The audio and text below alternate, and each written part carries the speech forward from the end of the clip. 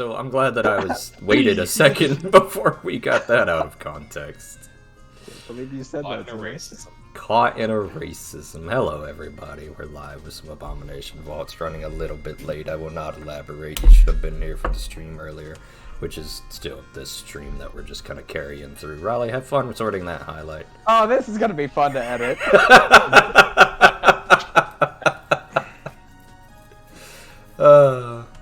Anyway, we're back with some more Abomination Vaults. We'll go around the table and introduce ourselves since we've had a little bit of an off week.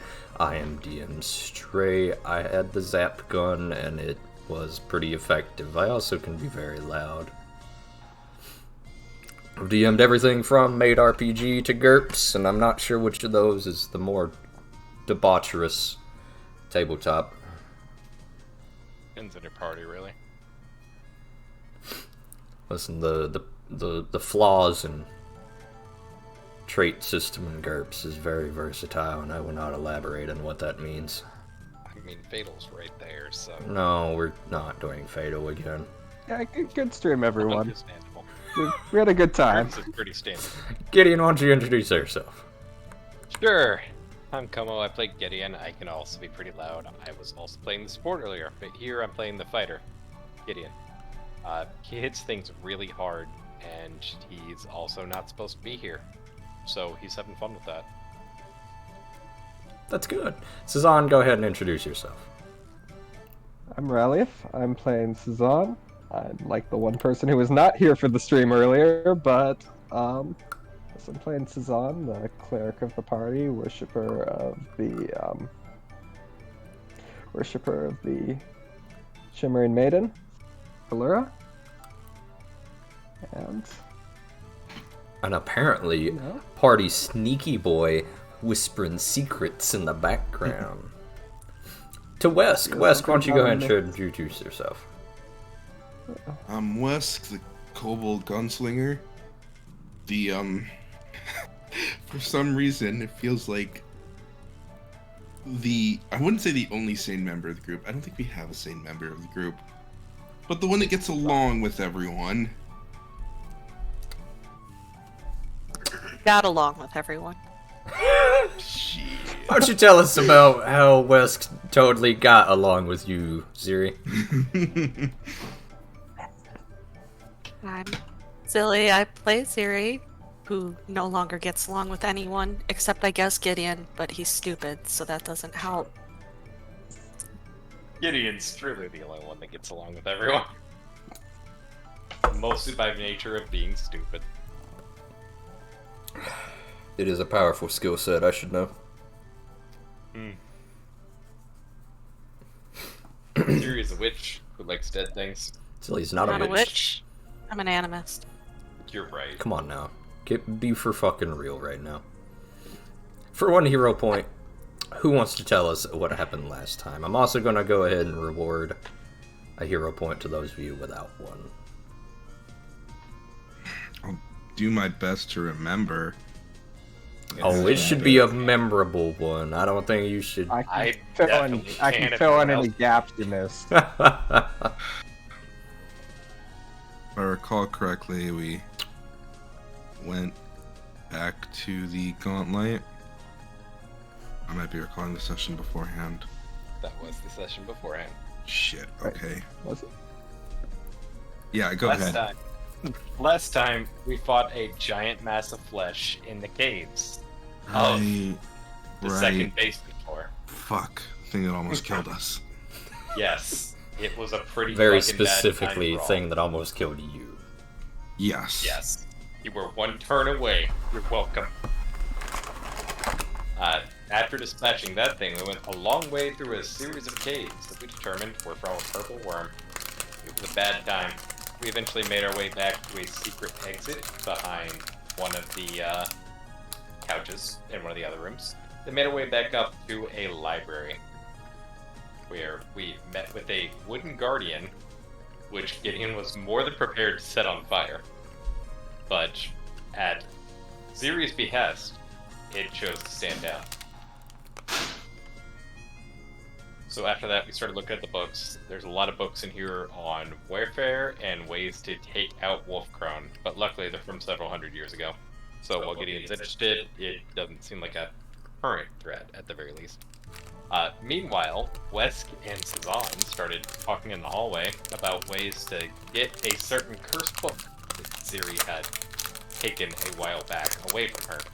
Ziri heard about half that conversation, but not the half where they were like, no, we're gonna keep her. We just want the book back. She heard that was like, okay, we'll see what we can do to get the book away from her. So that's gonna be a good time. And there we go. Yeah, that's pretty alright. I'll reward you a hero point for that. Yes, lots of party interdrama that I feel like we should be it should be fun to explore, as Ziri realizes that nobody in this party is on her side now because Sazan and now even her little lizard buddy that she used to like are now conspiring in the hallway, whispering to scheme against her. Bunch of assholes. Thought we were friends. Ooh. They have big sword swish whoosh. We will jump right back into it, though, where we It's been a left couple our... sessions since you sold her books. Yes. We'll jump right back Been quite into a few it, now. where we return to the Abomination Vaults and the new Rose Guard. As we are just going to quickly, there we go, let everybody load in, and when we're good to go, we'll start.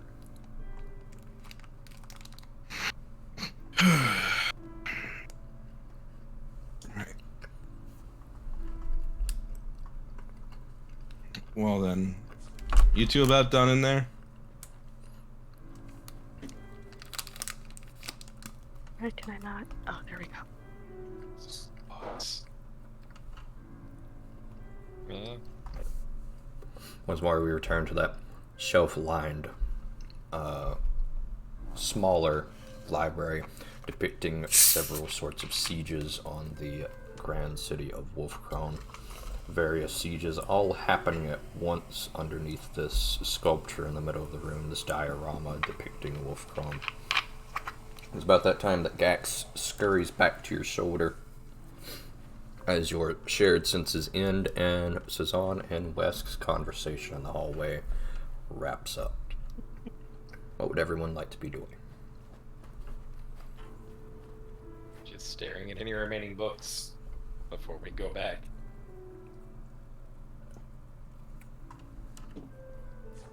There Siri are is about just four silently bulk. fuming. There are about 4 bulk worth of books. Should you wish to loot them?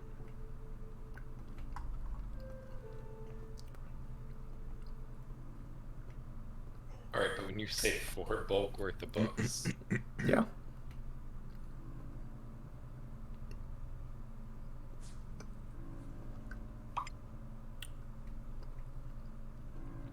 What seems to be the problem?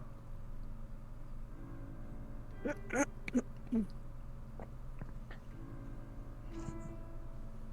you know, all of it. Okay. Good talk.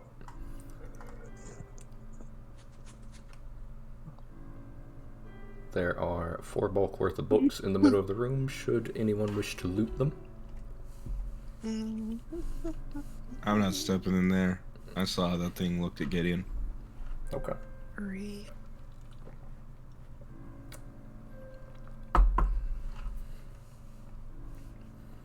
Oops.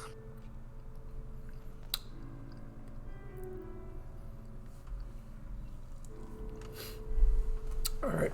While they are fussing in the library, Sazan, Wesk, what are you two doing?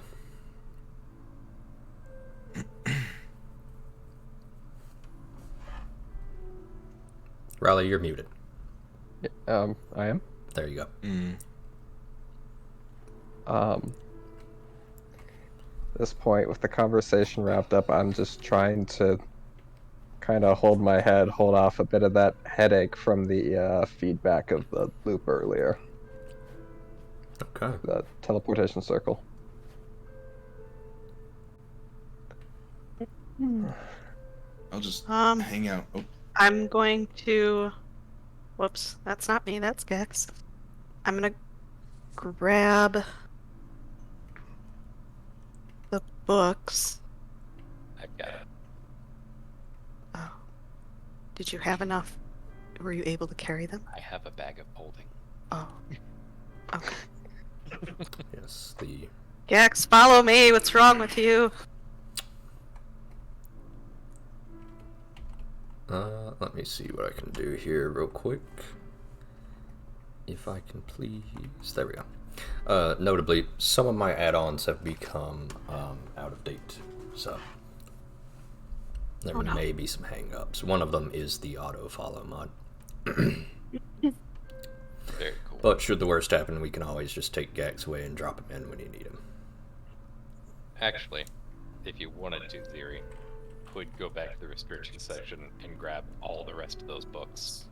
You know, assuming you trusted me to have them in my pack, in this bag of holding.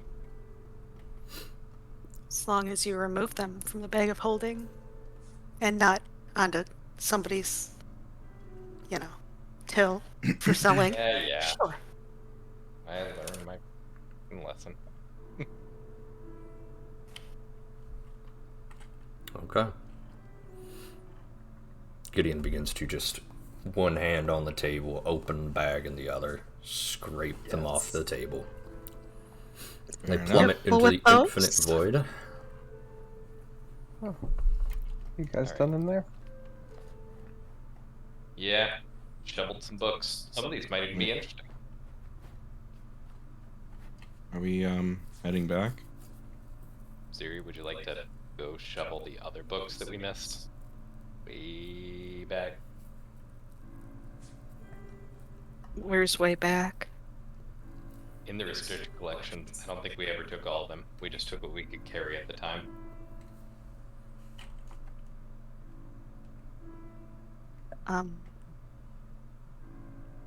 I suppose.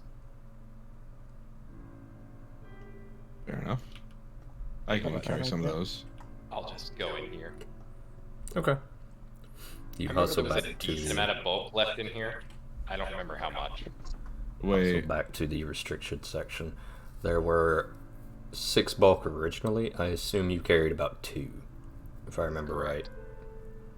So there are still another 4 bulk worth of books Cool. in here. I'll shove them straight into the bag of holding.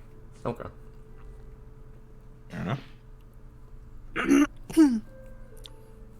Gideon begins to pick clean the bookshelves, sort of just grabbing all of the books, even the ones that aren't super interesting to you, Ziri, but he is just kind of scouring these bookshelves of all their books. I understand he's still trying to make up for his sins.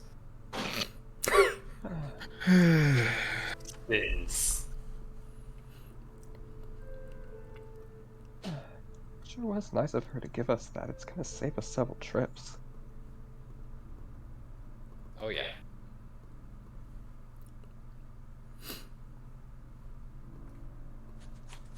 It's a fuckload of books. Holy shit. Thank God we have the. Gideon, you Yep. peer down into the bag, and about every other item is now a book.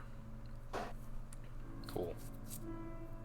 I'm gonna try and memorize where some important things are, like the dark vision elixir, the healing potion, Okay.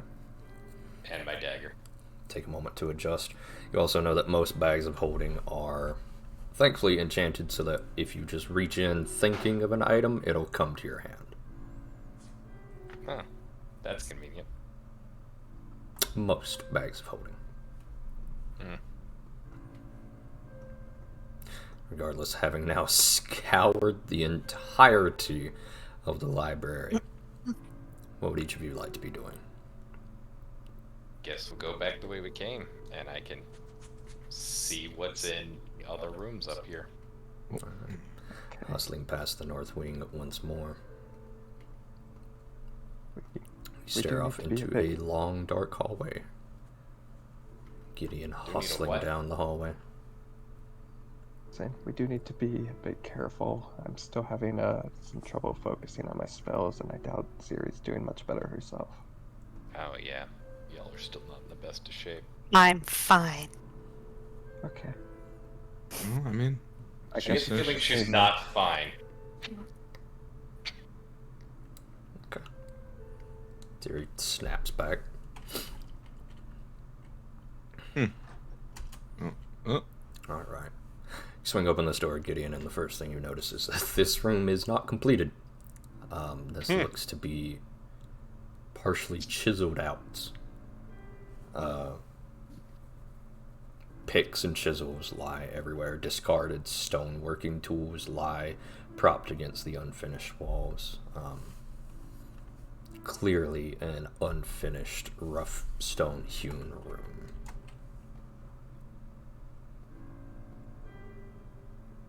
Looks like they just carved this room out here. Keeping the shield up. Okay.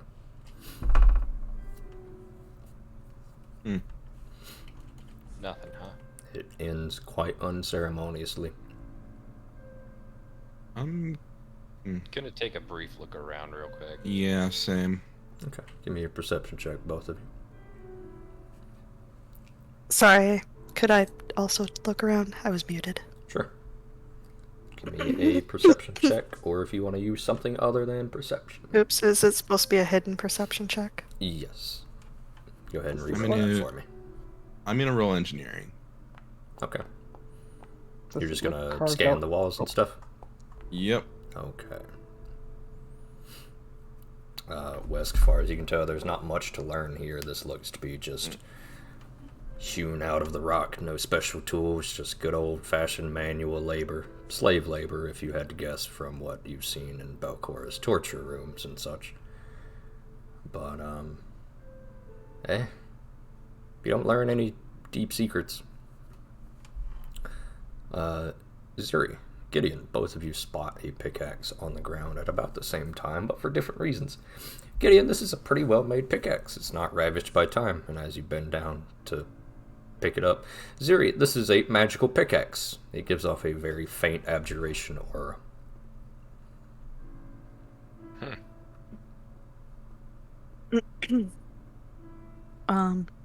I would like to touch it. Okay. Gideon is currently standing on it. I will bend down and kind of swat at him. He can back away from it. Okay. Move a second. Ziri, as you examine this, the magic on this pickaxe is quite potent, actually.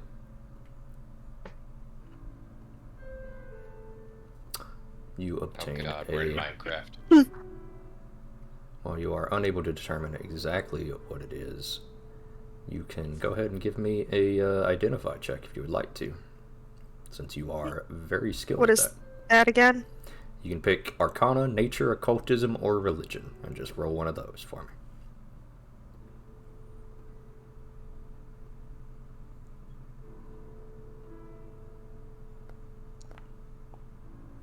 Okay. Easy peasy. Zilly, this is a +1 striking pick. This is not a pick designed for mining, actually, Gideon, as you watch her turn it over in your hands. This is a combat pick. Ziri, this thing is enchanted as a +1 striking weapon. It will...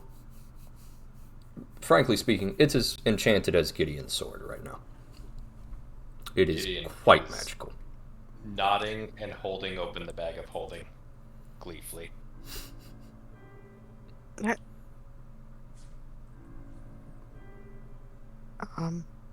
I will drop it into the bag of holding hesitantly. Okay. With some finagling, you wiggle it past the smaller opening in the sack and eventually manage to hook and curve it before it drops into the infinite void of the sack, disappearing from sight. I would like to look at that closer when we're back. Gideon, the pick is now in your inventory. Say, So what do you think they were trying to build here? Can't figure it'd be much different from the other rooms, could it?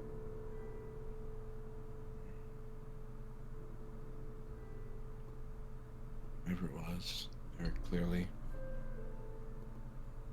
Building it quite quickly, but hard to say. It's just weird to find an unfinished room.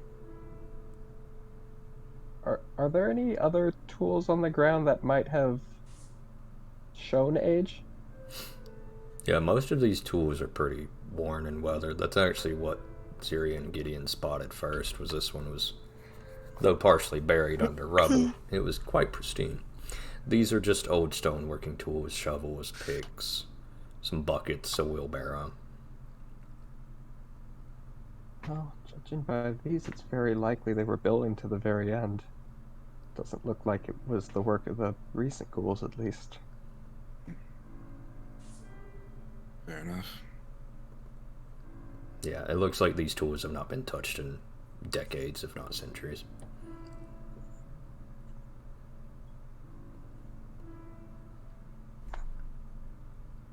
Well, you ready to move on, Gideon?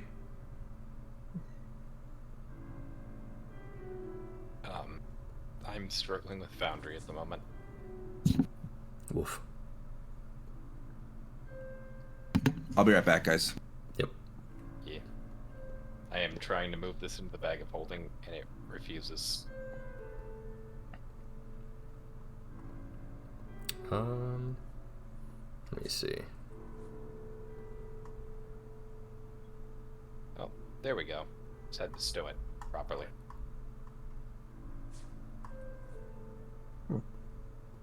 Yeah, notably the backpack inside of the bag of holding is not doing you any wonders.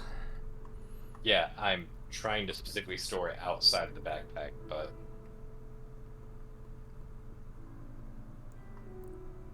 notably I need the backpack in there. Okay.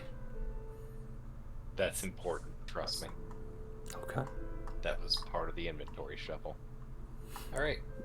Good room. Good room. It's master plan. Good room. Good room, says Gideon as he gleefully stuffs the pick into his pack, storming past most of the party.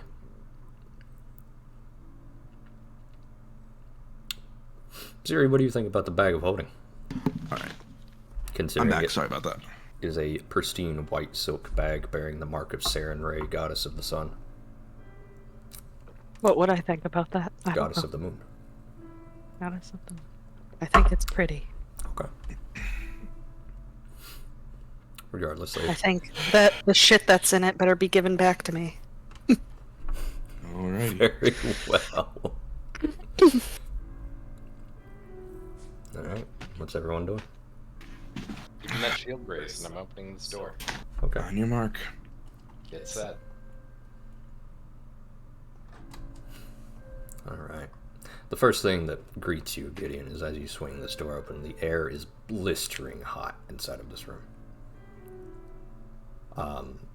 You do not immediately see the source of the heat.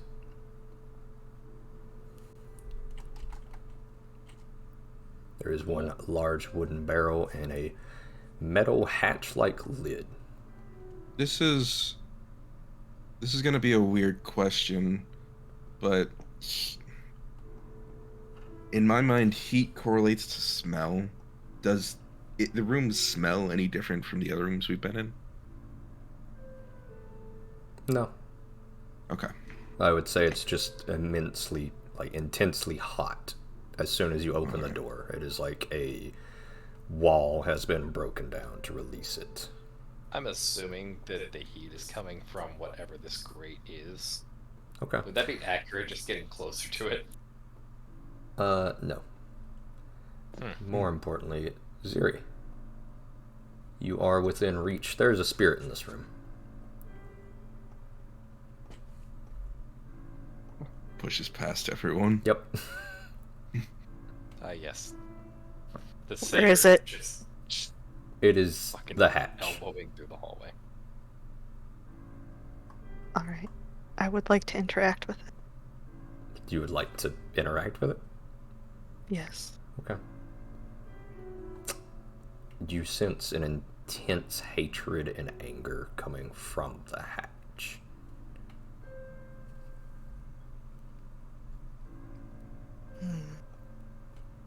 I would like to swap places with Siri. I And also apparently Gags.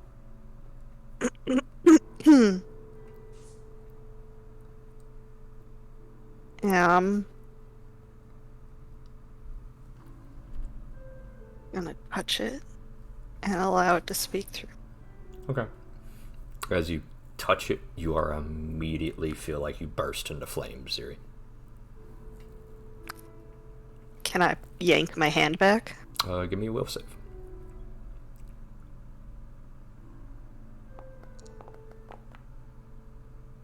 Uh, hmm.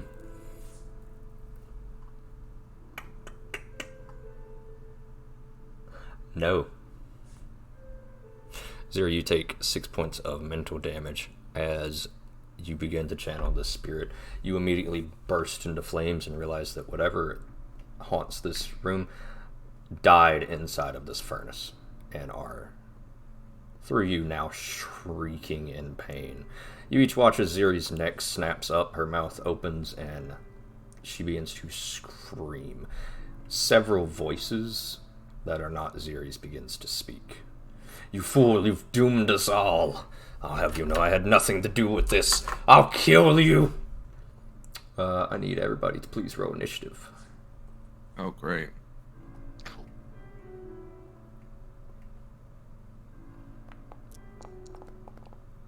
Oh yeah, look at all them dice. Yeah, you love it, girl. You love it. It's the first time I've ever rolled decent initiative my entire fucking time in this game. That's good. We will do. Still wasn't enough to get first. But then again, I'm in a party of people who have initiative rates, so that makes sense. Immediately, two shrieking, burning ghosts emerges from the furnace. Erupting out, they are two humanoid figures completely on fire, seemingly speaking from Ziri.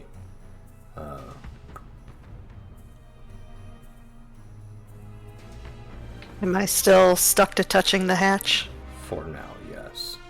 Okay.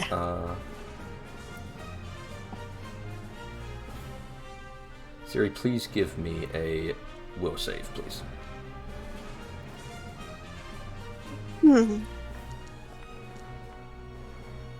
Okay. Oop, nope, not that. Ziri, you are now stupefied too, and it feels like you are losing memories. A white-hot searing pain erupts through your mind, and you begin to forget random memories of your past. They are becoming incinerated. And then...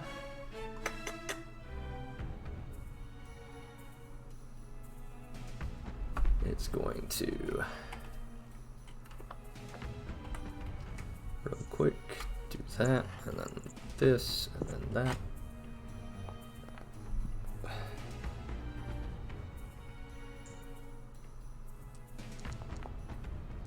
Ziri, as your memories are being scorched away, you are going to take an additional 8 points of fire damage and 10 points of mental damage, and we are going to start top of the round with Wesk. You are up.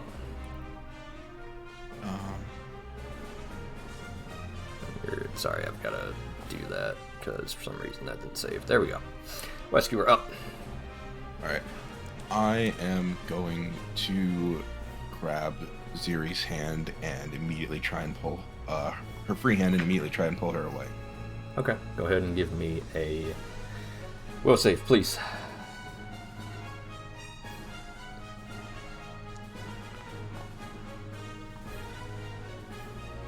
As you touch Ziri, you also... nope, not that. We're going to do that, and then that. What is your AC? Not enough. This creature, the second humanoid figure, lashes out, its arms turning into whip-like tendrils to strike at you. Luckily, you duck out of the way and you have now grabbed Siri. You said you're just pulling her? Yeah, I'm pulling her hand off of the Okay, off of the thing. yeah, you and do so. trying to pull her back from them. Okay. Ziri, all at once you come to no longer channeling whatever these vengeful, hateful spirits are. You stand before two burning humans, their skeletons illuminated, silhouetted by the fire that haunts and burns them even now as Wesk is pulling you away. Will you allow Wesk to pull you away? Yes, while shrieking at the ghost to leave Okay. me alone. Okay. You may do so. Wesk, you can move her about 5 feet. Alright. Can I swap places with her? Sure. Alright. I'm gonna pull her behind me as I quickly sidestep her and move into the room. Alright. I'll say that's 2 actions. 1 to step, 1 to pull.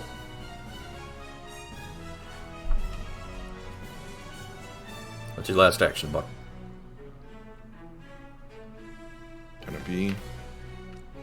Gonna for all the good it's gonna do, I'm going to aim the gun at one of the spirits and fire. Okay, go ahead and give me an attack roll. You fire, and the bullet does hit, but it does nothing to it. That's what I thought. That means that is you, Gideon. You are up. You watch as Wesk reacts, quickly pulling the witch away from the burning humanoids. Not a witch. You're right. The animists.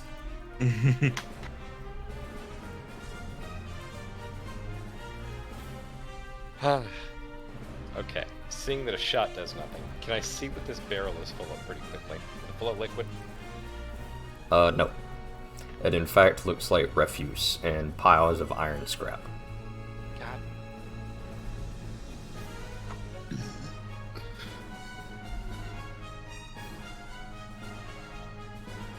Great. Can I take out my water skin and pour it on this thing? Okay. Sure. And I'll do that.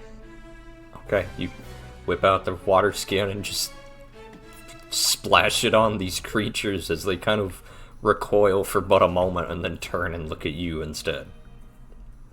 You get the Good. feeling that I'll this do is that. supernatural flame. Yeah, I figured. But if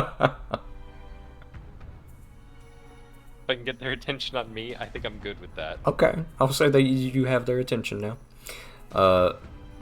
You were wearing your water skin?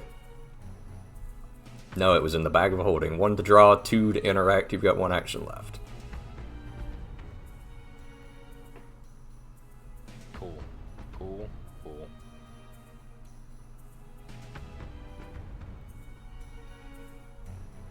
I'd also say you'd have to drop your shield or your sword 1 to reach in and interact with the thing. No hands free. Then I'm dropping the shield. Alright.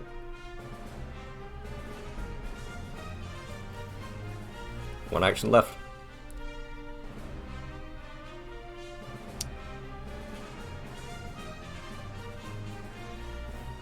What do I actually have at the moment?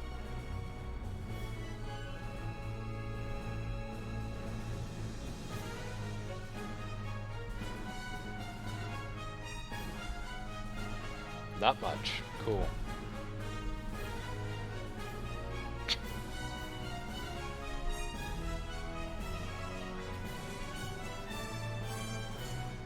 Hold up. Can I?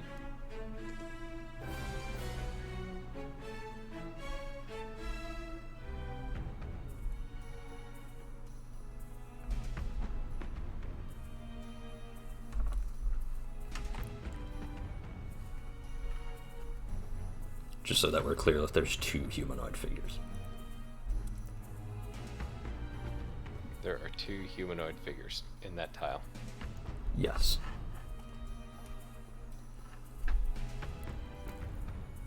You know what? I think before anything else, I'm I'm just gonna grab my shield again.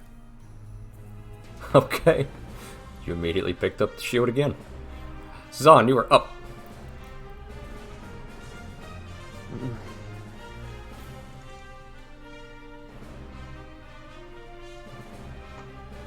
Okay. I don't really feel like this is my fight. First things first. I'm gonna try and fight through the stupefied effects and cast a heal onto Ziri here. Okay.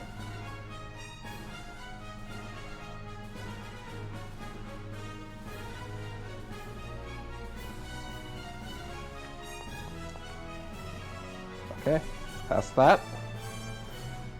And Hey, Sazan can actually see what's going on. It's true. Alright.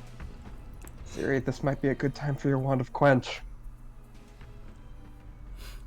Zahn reaches out and begins to channel some healing magic into you, some vitality magic, Ziri, as you are, I believe, fully topped up once more. Got one action left, Sazan. Jeez, I'm limited here. Can I attempt to recall knowledge to see if I know anything about what these might be? Go ahead and give me a straight religion check. Sure thing.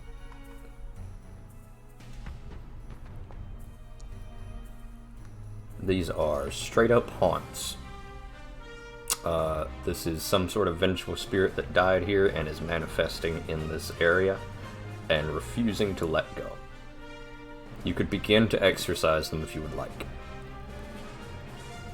Do I know what kind of process that would require here? Just religion checks each turn.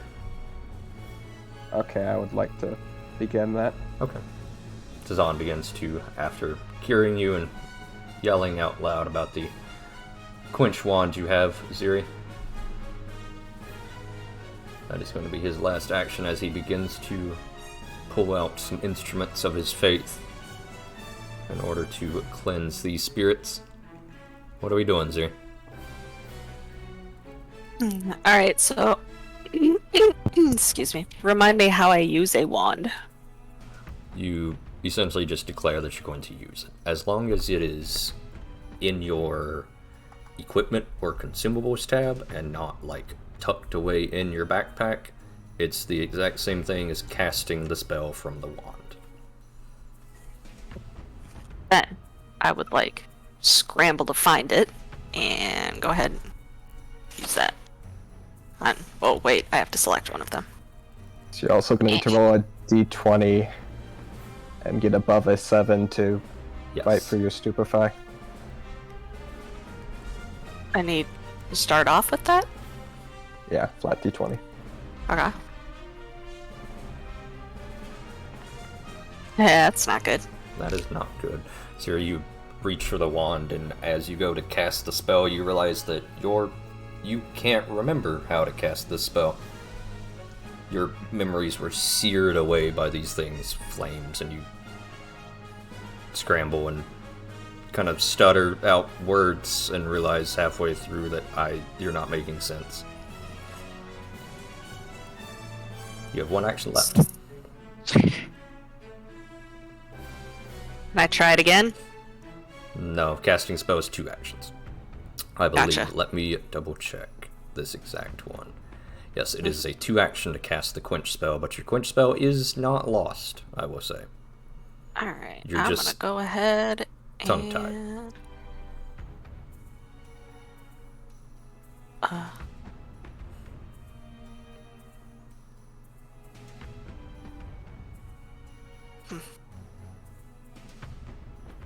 Where is...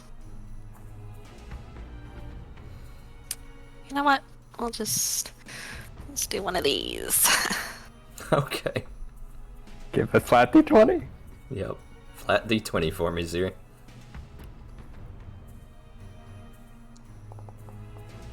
Okay. Jesus. Oh, that fails. Yep, that does fail. Oh well. Ziri, you are just... I will do nothing. Okay. Ziri pulls out a wand, I will lay here. stutters, can't find the words, throws up one hand to cast a different spell and just cannot focus between the Kind of ringing in her flops. ears. Just kind of flops. I always knew it would end this way. I always knew I would be taken out by it. Don't. I will hurt you, dog. Don't do that. You'll hurt me. Don't. Off. Gideon, down. good news. You have their attention. Please give me a will save. As you begin to take 16 points, 7 points of fire damage, and 9 points of mental damage as this creature's tendril lashes out and strikes you. I'll tell him when he's back. Good talk. Get fucked up!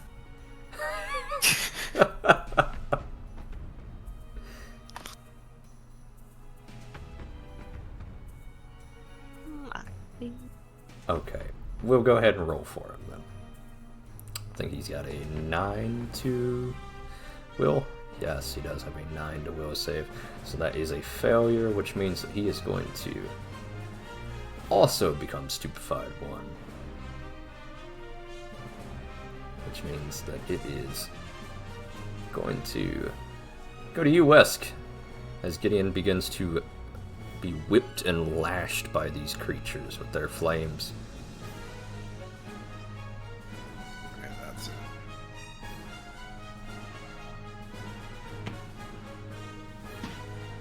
Okay. It is fortitude save. Okay. What's your DC? 20. DC 20 fortitude save. It does succeed. Shit. That is a basic, so they take half. What is your draconic exemplar? It is poison. Okay. So you recharge in 3 rounds. Thank you. And the damage is 2d4, looks like. Yep. Oh. Yeah, it's right in your actual skill. You can just click that. Oh shit. Oh, my bad. Sorry. And they are going to take no damage at all, unfortunately, as you begin to spit up poison. Wesk, would you like to describe how you show off your draconic ancestry for the first time?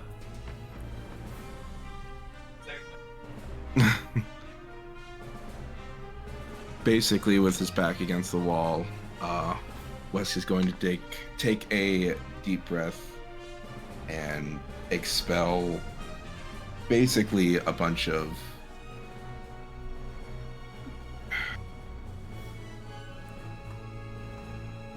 green-looking liquid, though it doesn't seem to affect them. Okay. Zero, you watch as you can't cast any spells, flop your arm down just in time to see Wesk look like he projectile vomits at this creature. Ugh. Yeah, this is it. Gideon is up whenever he's back. I still have back. one more action. That's You're only 2. right. That is only 2. I thought that was 3 for some reason. Wesk, you've got 1 action left. Gideon. Good news. You are currently stupefied 1, and parts of your memories are being burnt away. Please select some random memory to just forget about. You look down at your little lizard buddy, and you can't remember his name. I was gonna at that time I was 5, but alright. Wesk also projectile vomits on the creature. It's some sort of ability you've never seen before. Cool. It's your turn.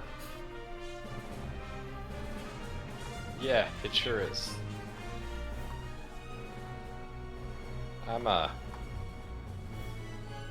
Okay. Then I'm gonna take a turn to grab the silver hatchet from my pack. Okay.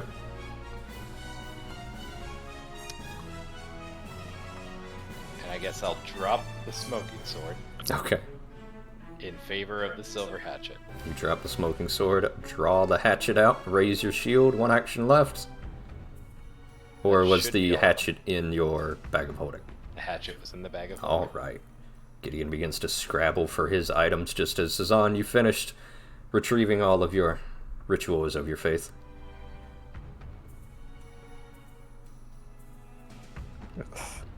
So now it's a religion check. Yep. Please, let this go well now. Okay. Your piercing headache is preventing you from saying some of the words right, Cezanne. And it's a very specific, delicate art.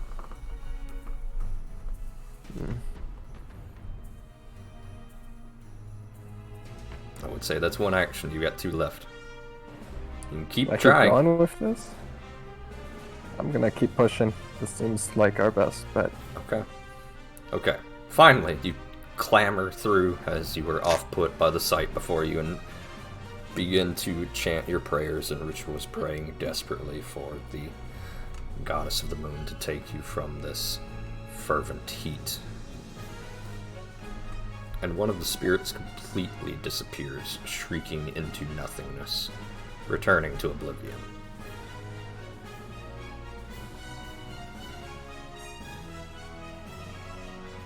You got 1 action left, Cezanne.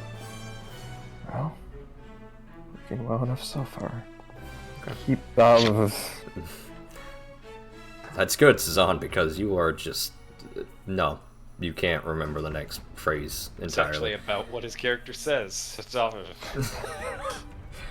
You successfully exercise 1, realize that you can't remember the next few words, and have to stop and actually look down and consult your book. Zira, you are up. Alright, so to do anything, I have to give a d20? To cast a spell. a spell. To cast a spell? Alright. So, for you, yes. Anything. Alright, you do manage to focus up. Alright. You begin to cast Quench. What?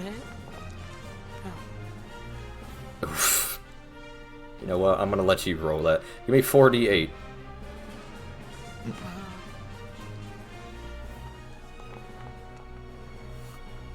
God. Slightly better. That is slightly better.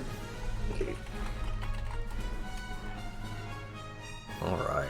Not great. Nope. Yeah, you're significantly below half.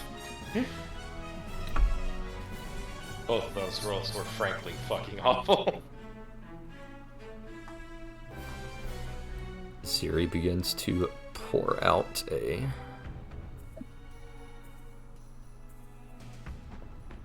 about that much. A 20-foot burst of magical water is conjured up, soaking each of you.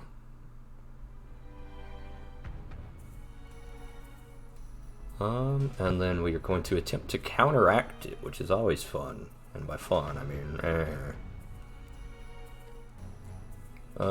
counteract check is your spellcasting ability modifier plus your spellcasting proficiency bonus, so it's just your spellcasting DC, right? Which is what, 18? No, surely not, right? Or is it?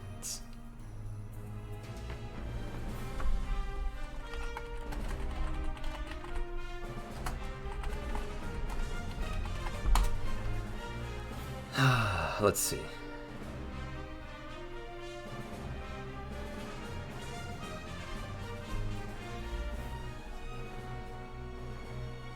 Where is this thing's Oh, because modifier? taking the -2 from Stupefy. That's why it would be 18.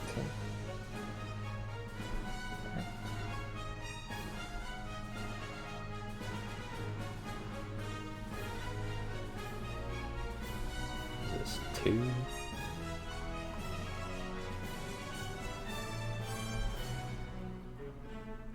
You know what, Zilly, give me a d20.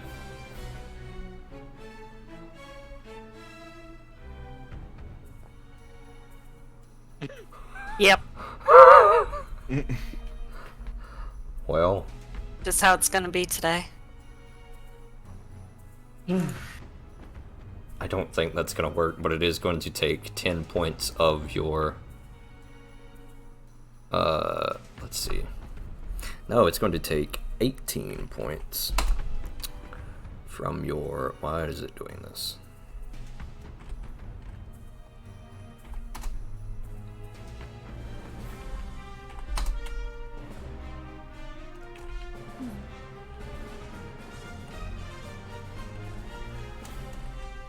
Shit. What is that? 18. Yep. Alright, it takes 18 points of cold damage as a torrent of water rushes down across, soaking this thing, attempting to put out its fire, but unfortunately it is not just extinguished outright, Ziri. I believe you got one action left. I cast this. You may. Okay. Where's the... Oh, it's just emanating from me? Yes. Right? It's not gonna make me place the thingy? Alright. Well, you gotta give me a d20 to cast a spell, remember? What? Oh, shit. You are still stupefied. Okay. You do pass. Sure am. Okay. And you each heal for about 6 as it... Is that 10-foot emanation? 10-foot yes. emanation. Okay. Good stuff. This thing also...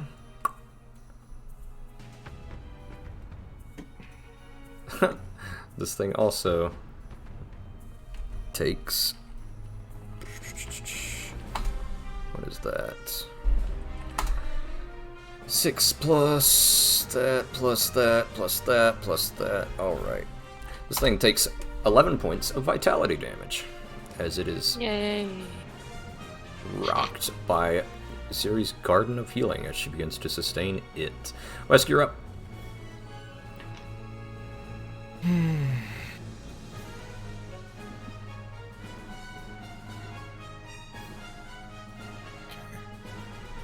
that. Can't do that.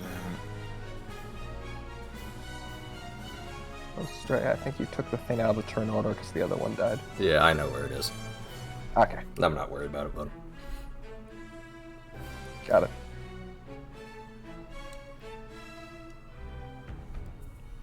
I don't have any silver bullets yet, so not really too much I can do after that. I'm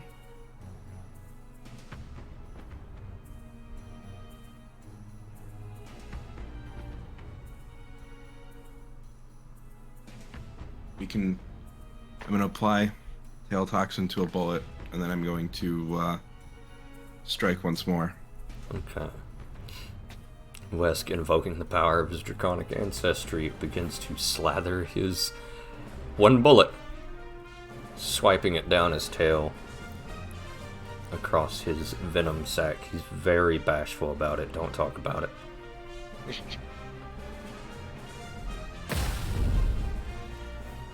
That is a critical hit.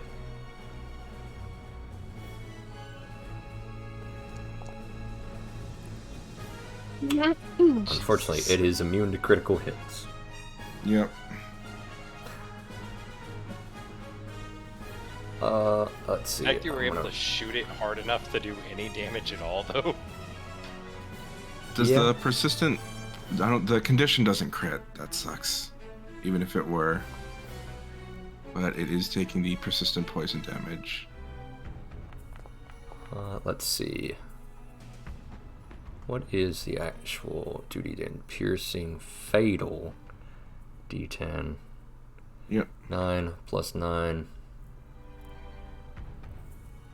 How is it getting 29 points of damage?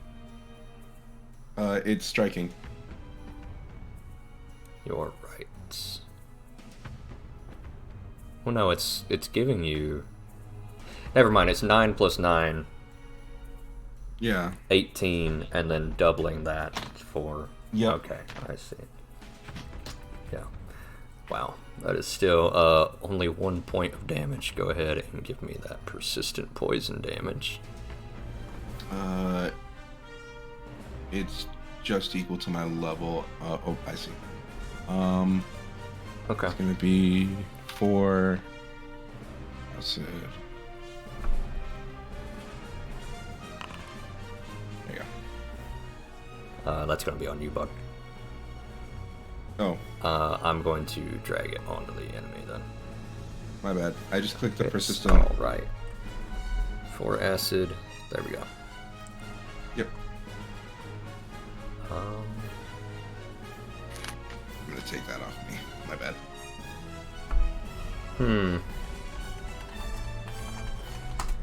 And for last, I will just reload. Unfortunately, it is also immune to poison damage. Sorry, bud. I've had to check a bunch of stuff because it's just giving me a grouped. It's immune to the same thing these things are immune to, so I had to look that up.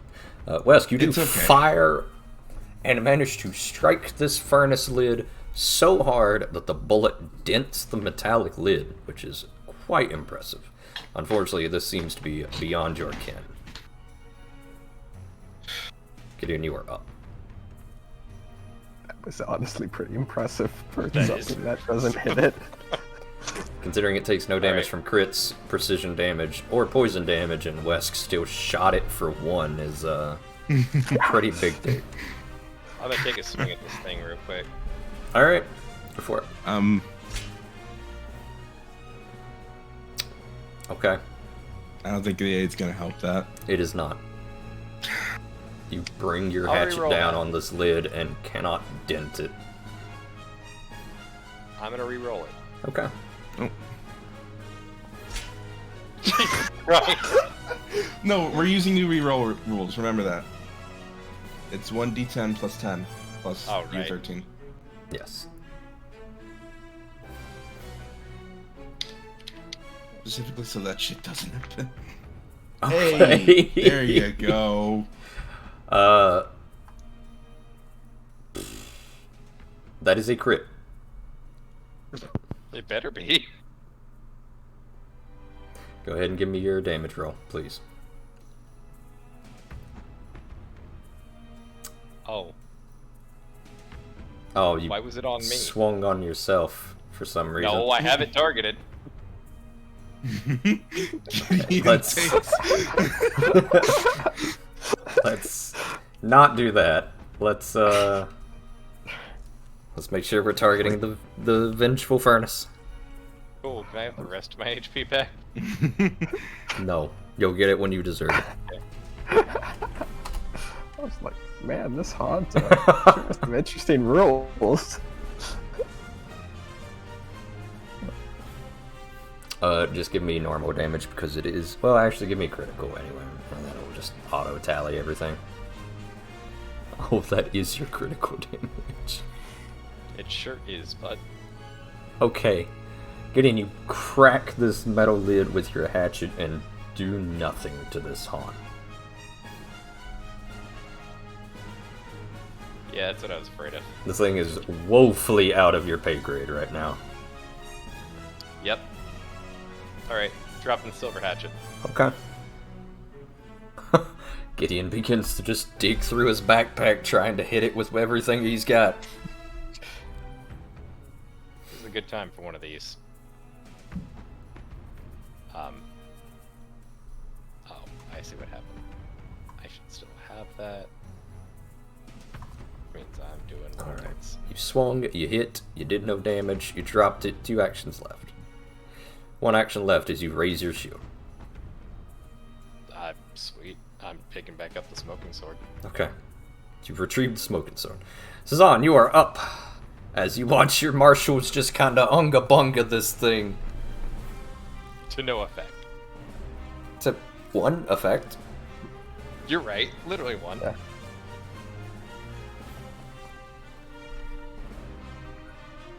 Having reconsulted my book, I'm going to try and cast this one out like the last one. Okay. No effect as Gideon's hatchet lets out a nice solid ping, ruining your concentration. Focus up, focus up. You got this.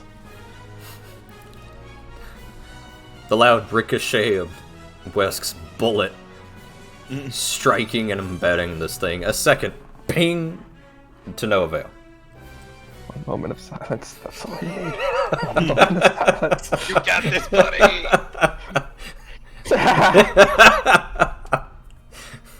It also does not help that Ziri now has conjured up a torrent of water that is washing you away. Wow. Ziri, you're up. As the priest behind you is desperately trying to say some magic words. Would like to continue cast the Garden of Healing. Alright, give me that So what do I roll? stupefy check. It's the healing again? Well, give me a Oh, d20. yes, the d20 first. Uh-oh. Okay. No, it fails.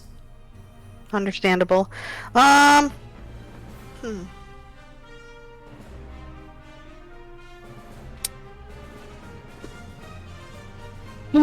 boy. What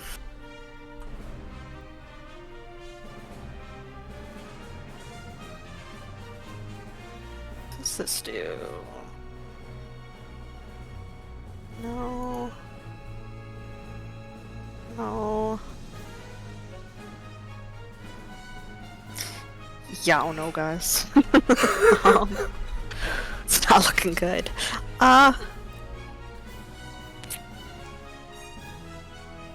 I mean, you could always run away. I could.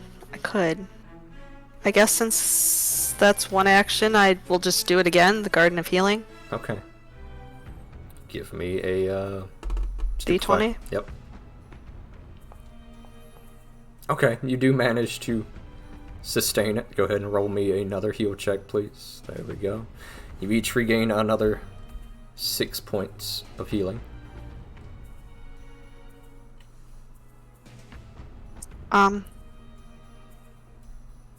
Is that all my actions?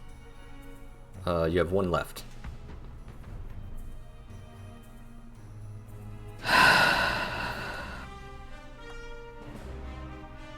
And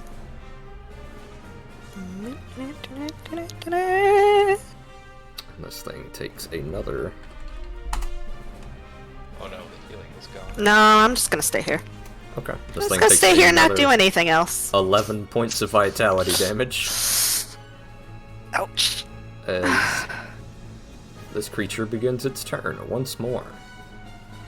Wes, good news. You dealt damage to it. Oh no. It lashes out at you. That is a Damn it. hit. Give me a will save, bud.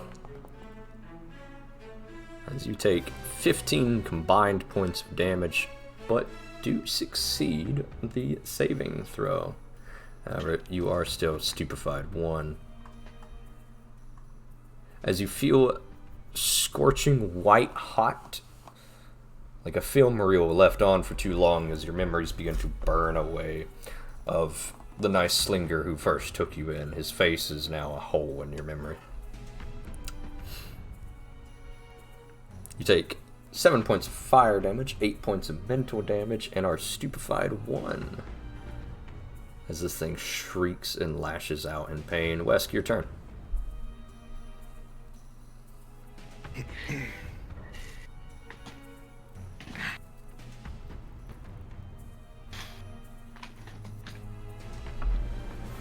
What you got for me, bud?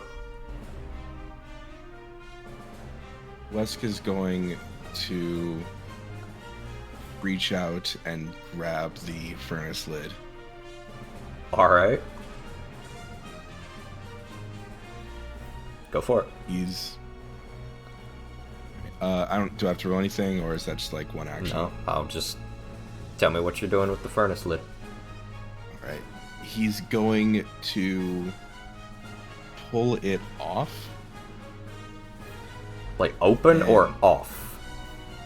Like remove the furnace lid from the furnace. Okay, that's gonna be an athletics check. Oh boy.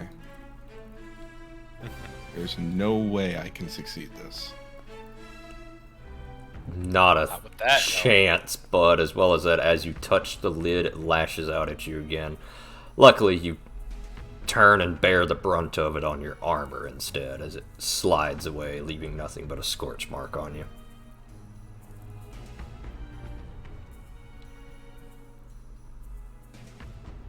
I'll say that was one action. The only thing I can do.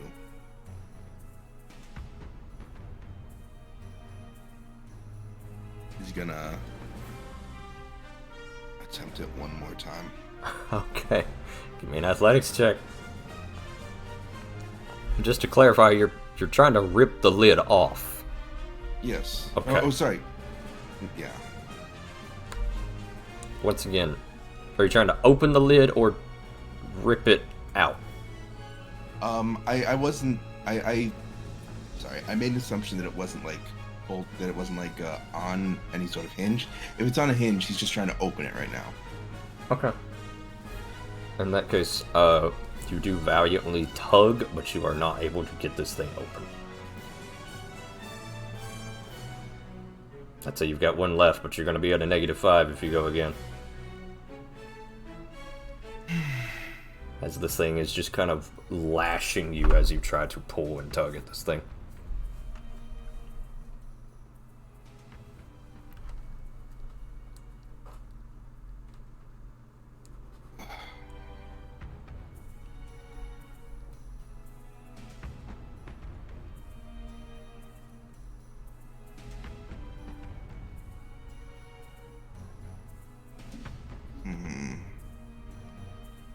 What you got for me, Buck?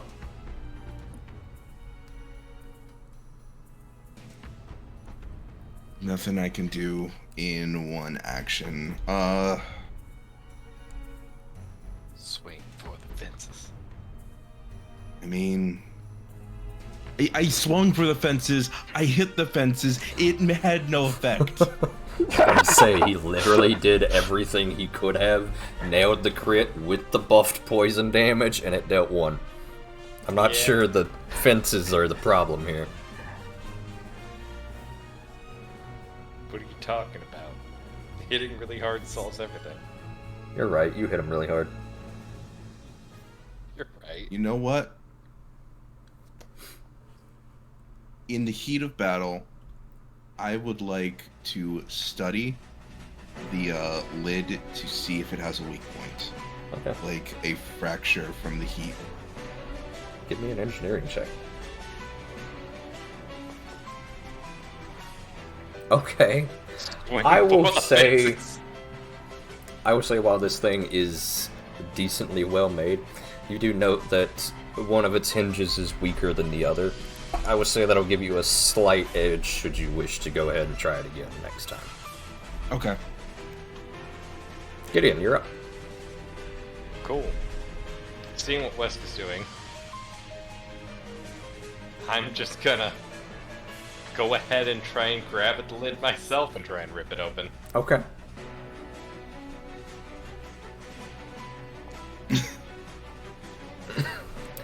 Okay, you managed to just kind of dive in, your plate armor protecting you. Give me an athletics check. Yeet, yeet, yeet, yeet, yeet, yeet, yeet. We're gonna Nothing reroll- doing, bud. Reroll those. Oh, he's using Reroll his those. Okay. 1d10 plus 10 plus 8. Oh. Sorry to make you waste that 18. It's fine, bud. I'll just take that. Okay. Yeah, I'd probably rather take that. I mean, yeah, we'll just take that. Regardless, you do finally manage to rip open this hatch, and you watch as the leftover water from Ziri's quench spell pours down inside of that. Ziri, please give me a 4d8, please. A 4d8. Yep. Alright. This thing is going to take...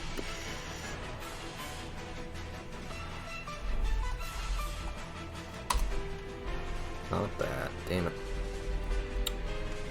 but I'll just do it like this. This thing, finally, is extinguished fully by Zilly's quench spell as you rip open the hatch, and it spills into there, extinguishing the flame. The last shrieking spirit howling in rage as it is reduced to nothingness and ash. The room growing quiet once more. Wesk is gonna stumble back, falling onto his rear as he just sits there panting, looking to Gideon. Thanks. I'm not exactly what you would call, you know. Gideon, you don't know strong. this man. You know what? It was a good idea. You. I'll ignore that, but Gideon quietly tries to recount. So we got Ziri, Sazan, Gideon. Wesk is gonna look back to Ziri and Sazan. You two After okay? about a minute, your memories start to come back.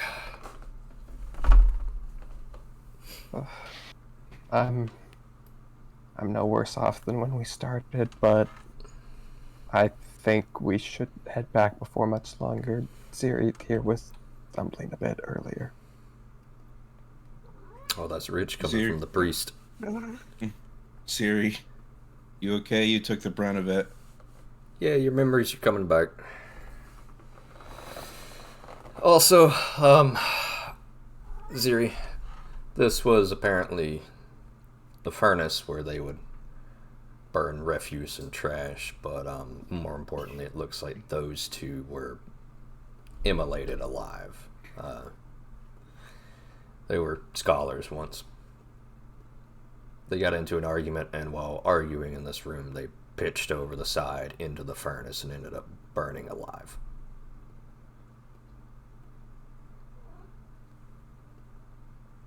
I think it'd be best to head back. Wesk is gonna pick himself back up and really quick peer into the now empty, or the now quenched furnace. It is a wet, slick, mucky mess. You'd have to descend down into the furnace to begin to rifle through it. He was just looking. He doesn't want to rifle through it right now. Okay. He was just seeing if there was Oh yeah, anything there's he could. ashes and bones and bodies and metal scrap in there. Yeah, We're not doing that's that right now, that's something but for next time. We're leaving. Okay. I don't want to deal with the people burning chamber today. Alright. You each begin to file out of the room again. We're gonna head back now, right? Yeah. Yeah, I think that's for the best.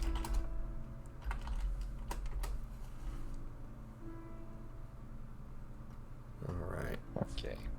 Take myself, my bag of books, and I'm gonna run towards the surface. Okay. You're gonna make me run towards the surface. You're each ascending through the steps. Yeah. Okay. Each of you begin to hear a rumbling as you approach the second floor. Where is it coming from? The entirety of the second floor is now rumbling, and there is a horrific roar. Oh, It's coming boy. from the south of here.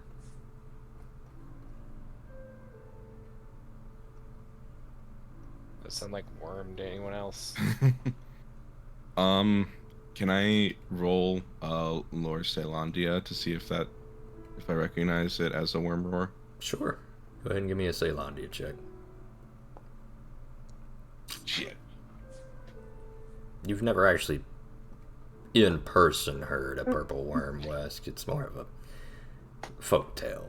But yeah, you've no idea what that roar is. I mean, it could be. I've You- never seen one in person. Oh, I mean, aside from the dead one, but Are you up for potentially one more?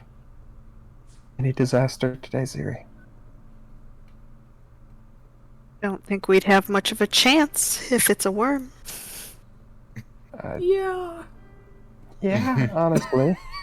I'm hoping that's not the case. That thing seemed very dead.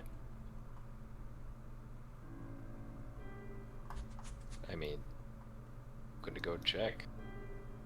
I think it would be best if we tried to get out of here as quickly as possible before that roar We reaches us. could, if we heard it down here, we could ascend up those stairs instead. Sorry, perhaps I've misspoke. It is actually coming from the south. You just heard it as you approached the stairway. It's louder as you came around the corner here. Oh, okay. So It's on just this coming floor. from. Oh, okay. Okay, make for the stairs. Yeah, let's get out of here. Okay. We each Did I just begin leave them in the dark? Fuck. No, I illuminated the stairways now. The stairways Okay. have a little bit of light on themselves. Regardless, each of you begin to make your way back to Otari. Yep. Yeah. Okay. We will just go ahead and do that then. As we will head back to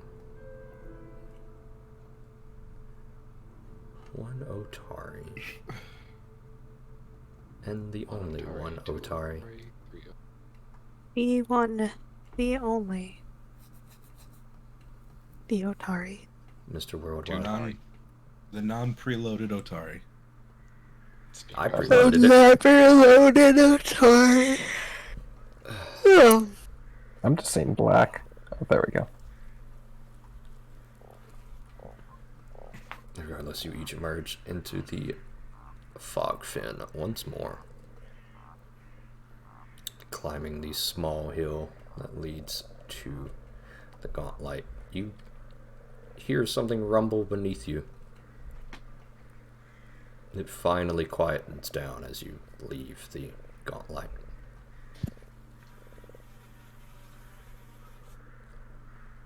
Yeah, again, does that sound like worm to anyone else? I Wouldn't know. could I make a nature check on that, or Sure. I'll try and think if I would have. Yeah.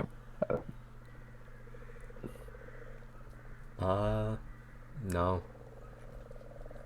You would have to be closer to the source of the sound, Sazan. Yeah. Honestly, I have no idea. Well, now isn't the time to inspect it, I don't think. I would I think we can concur agree there. Good time to head back. Can we please stick to the path this time? Yeah. I don't think we need to deal with any more. I will follow it more of a distance than usual. Okay.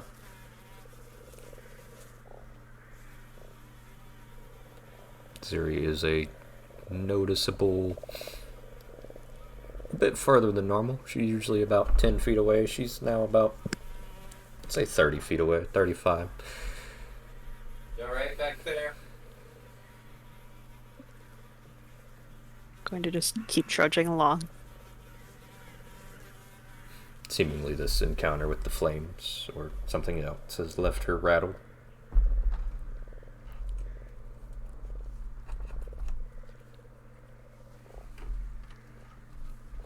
It's a good 15-minute walk through the fog fin, so it's awkward silence for a little bit.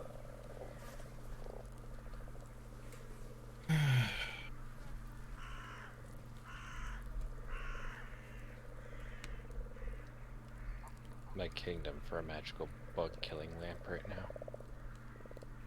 Wesk, one of the insects lands in one of your open scorch wounds painfully as you swat it away. Yes.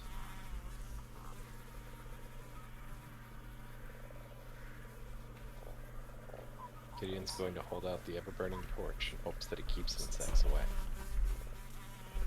As it only gives off light and no heat. No, it does not.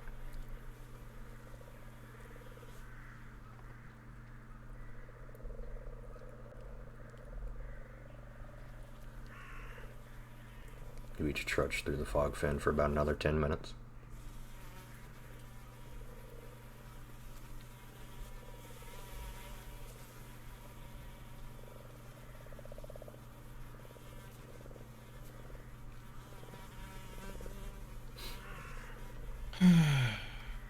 Awkward silence before finally you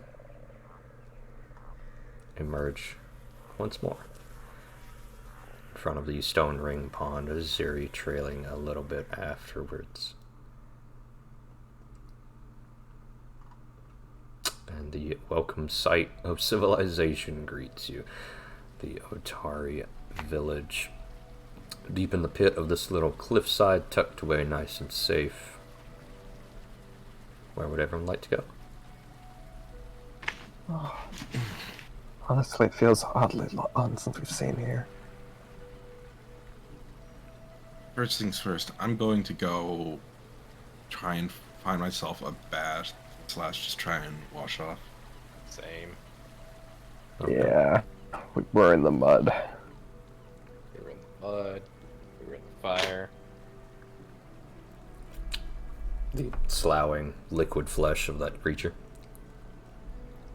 I don't want to talk about that. Okay. I was hoping Been a that's long day.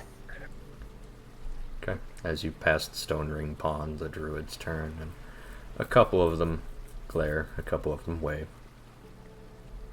No sign of Whirlwind.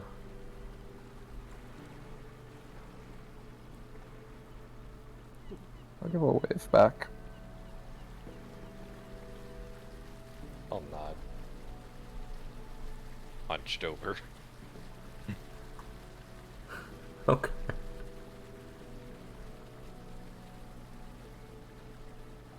Alright. Main entrance or the back entrance near the... Main entrance. Okay. Yeah. I'll need Another 10-minute walk down, and you find yourselves in front of the bridge to Otari.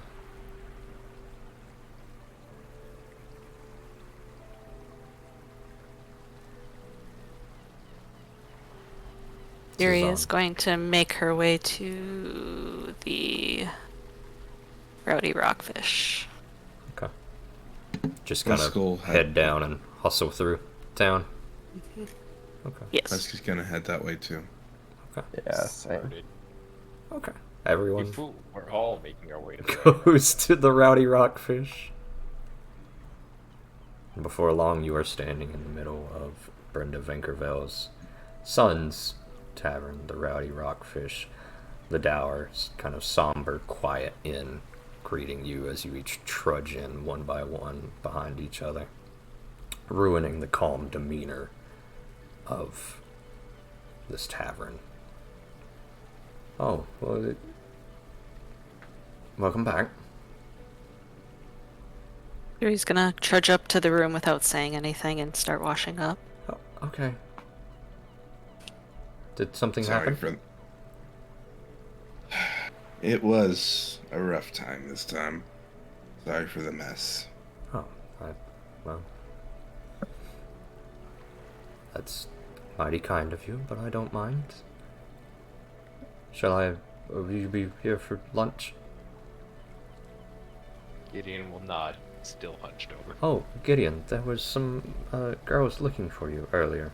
A little blonde one, a little brown-haired one. Do you know them? Gideon's going to turn his head off to the side. I don't think so. Okay. Well, I told them that you would likely be back for supper.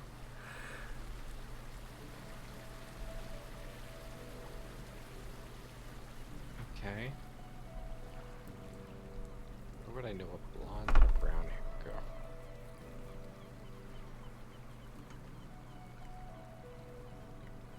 Well, Gideon can't think of anything off the top of his head, so he just shuffles off. go wash up for dinner, I suppose. Gideon nods yet again and trudges up the stairs. Okay. Notably, Ziri, the only cleaning establishments are some sinks upstairs. If you would like, the baths are actually downstairs. Or are you just washing in the sink? We'll just wash in the sink. Okay. This is I'll on take West. the full bath. I'll make my way to the baths. I will join them. Okay. All of the menfolk trudge off to the baths, leaving you to bathe in the sink quietly, privately, Ziri. I forget, have I read through all of Belcor's journal, or did I just scan it before?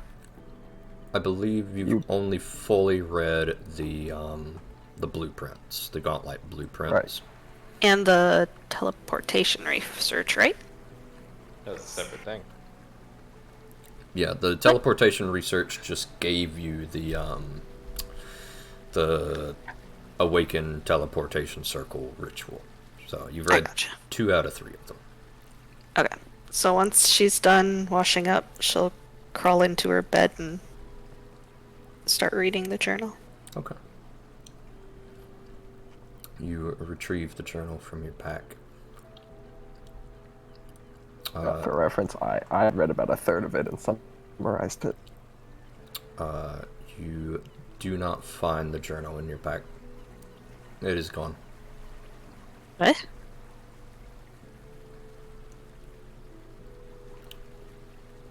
It's just not there.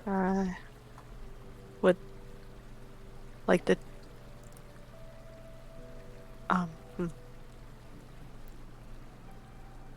well, I will check around the room for it. Okay. It's not in the room at all.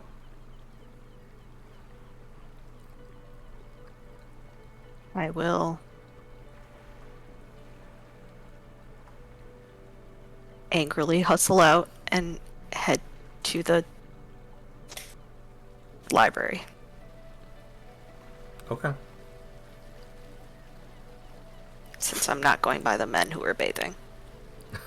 Okay. Understandable. You each hear some stomping coming from the upstairs before Ziri apparently leaves. Anybody else hear a clopping sound just now? Yeah. Yeah. I assume she went out.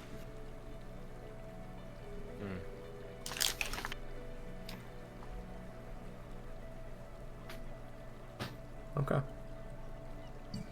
Ziri, you arrive at the Dawnflower Library. What are you doing?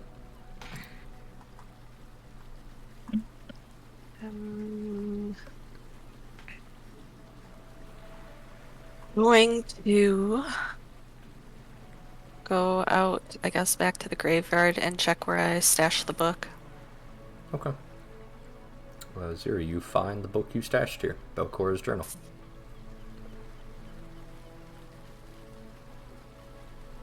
I don't think that's what I stashed here.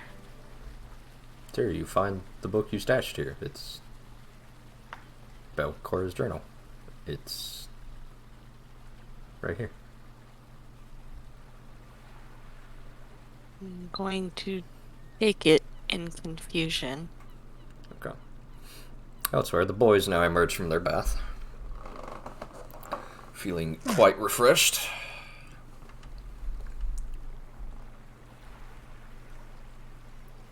It can't quite cure the headache, but at least it. I'm not covered it in whatever that thing was Hog from earlier. fats. Oh, yeah, that too.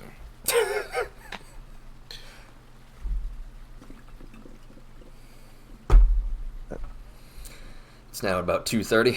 What are each of you doing?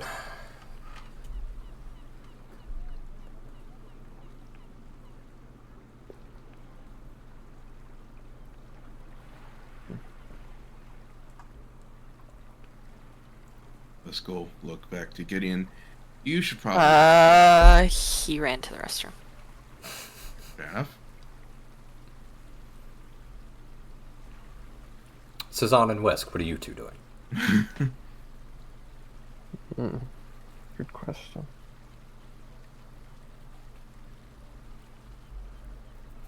We should probably take it easy for today. Probably just leave those books for Ziri. She's gone somewhere. I can't imagine where, but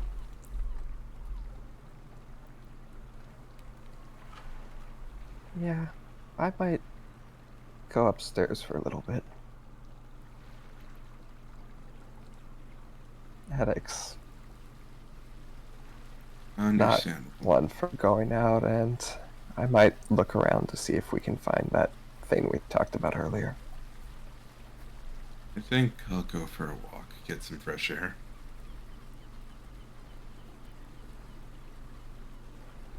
Okay. Tazan, you head upstairs, and Wesk, you begin to shuffle out into the street. Ziri, what are you doing?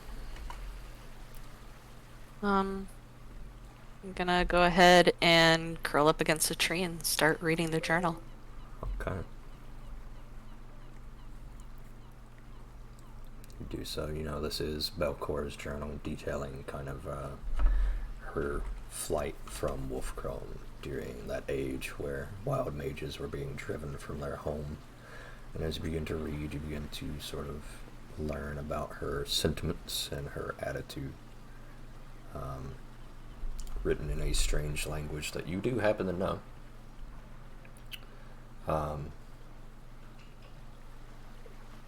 You learn that Belcora was once a noble woman, or from a family of nobles from Wolfcrone, sort of a mageocracy. They rose themselves up from nothing into a sort of power. They were a family that was once experimented on heavily by the mages, and when they were given their wild magic tendencies and wild magic power, they turned it to helping others as best they could. They were the forefront researchers of sort of aberrant minds.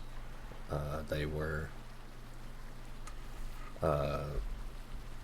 very hands-on with helping the community as much as they could, and being poor, they were often the forefront of sort of helping the lesser fortunate. They never really forgot their roots, and when the Great Exile came out, where the wild mages were driven from Wolfcrone, they were some of the first to go, as it turns out.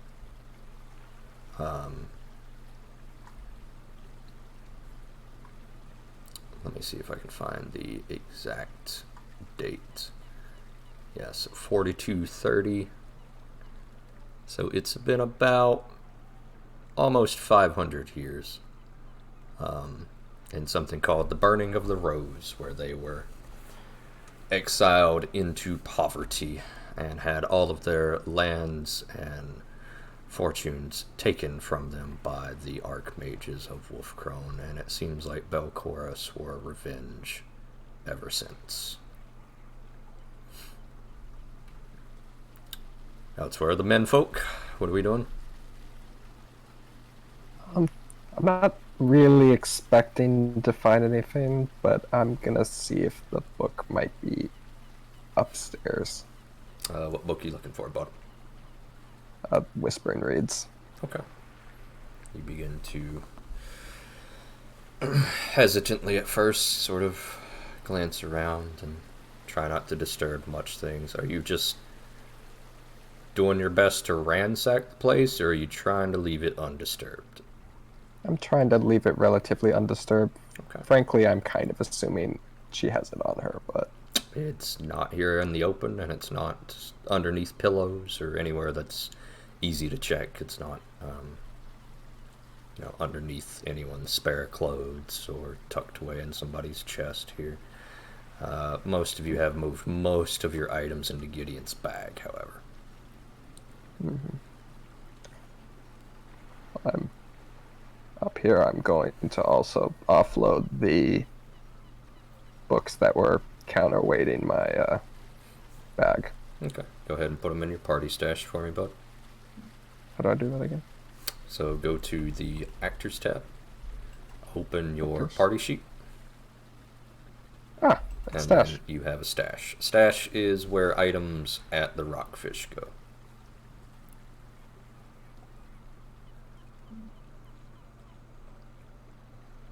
And we'll just assume they're in the shared chest in the inn room.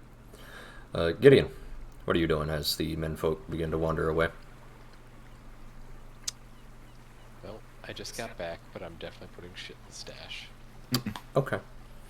In the meantime, Gideon, he watches Tazan kind of nonchalantly flip some pillows over and strides around the room before coming to a stop and beginning to also offload some items.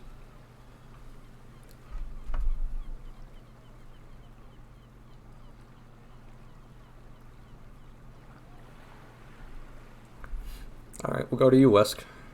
Where are you going? Musk doesn't really have a specific thought of where he wants to go in mind. He's more just going to make like a large loop of Otari up Wisp Street, down Hayashu Street, and then just basically making a big circle back around to the bridge that the Crook's Nook's on. Okay. You begin your trek, and I'll say after about 10 minutes, everyone begins to read their books, sort their inventory, and you've made it about as far as Wisp Street. You know that Worm Nook here is kind of the slums of the place.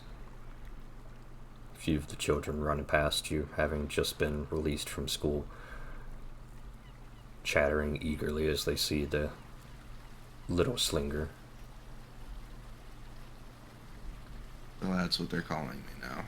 Well, at least the children still don't have preconceived notions.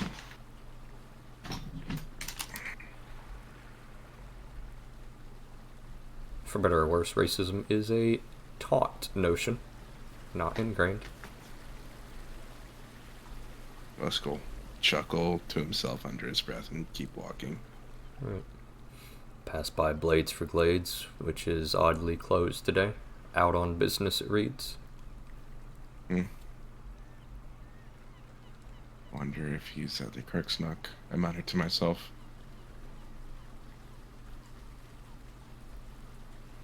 Begin to make your way down Manticore Street.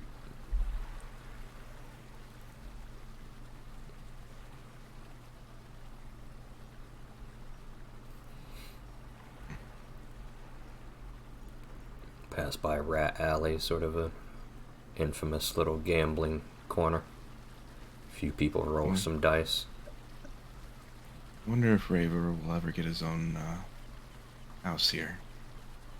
Think aloud to myself. Right. Before finally arriving in Otari Market proper. I do kind of put my head down, trying to make myself scarce as I walk past the market. Give me a deception check, bud. Or stealth.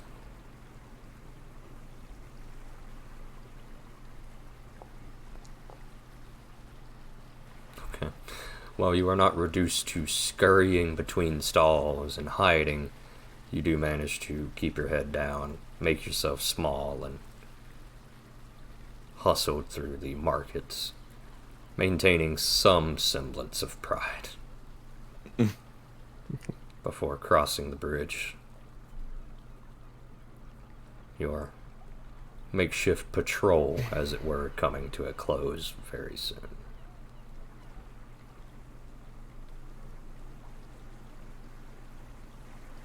Really quick, as I walk past the Crook's Nook, I will, are any of the windows open? Yes. I'll take a stop by one of the open windows to see if I can overhear any conversation, specifically if I can hear Tobias in there. Okay, give me a perception check.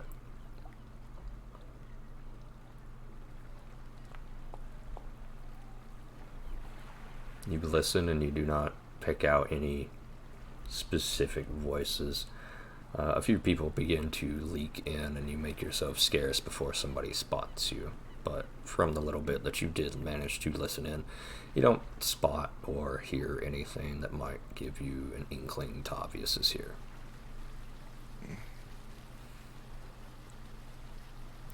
Elsewhere, you guys dump all of your gear off in the chest and no book to be found, Sazan.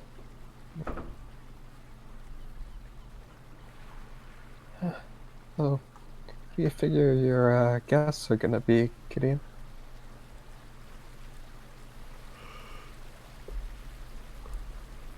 I haven't the slightest idea. You didn't order anything from Raver, did you? Could be one of his. Aware of. Well, hopefully this one goes a little bit better than the last unexpected guest who swung by. Yeah, here's hoping. I wonder how he's doing. That was fun. I hope he's not dead. Yeah, God, I hope yeah. he's not dead. I'm gonna start cleaning my armor off from the day's duties and begin donning it as I clean it off. Alright. Yeah. Elsewhere, Zira, you are left completely to your own devices, it seems. Very few people visiting the graveyard. A single acolyte comes and begins to tend to some of the graves around here, seemingly from the Dawnflower Library. They're sort of muttering to themselves as they reach the top, but as they spot you reading, they give you a small nod and begin to ferry themselves around the graveyard, busying themselves tending. They don't seem to be paying you any mind. Once I'm done with the book, I will go ahead and put it in my bag. And while I'm in there, I'd like to look around and see if perchance the Whispering Reeds is in there. Okay.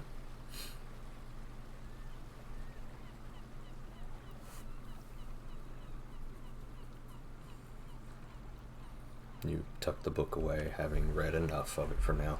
You've still got a decent little chunk to read. I would say you got about halfway through, but you can check your inventory for whatever you've got left. I've got the Tree Hollow here.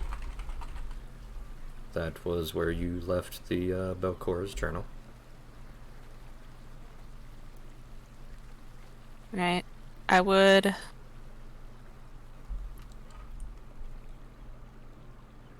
like to make my way to the market. Okay.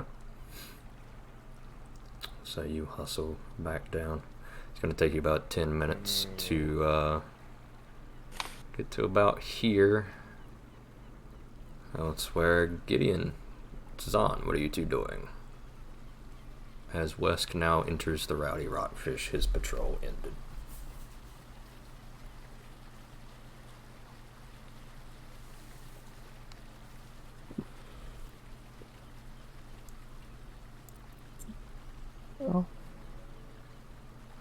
I'll, at this point, glance for the journal that I was reading till the end of the day yesterday. Okay. What'd you find?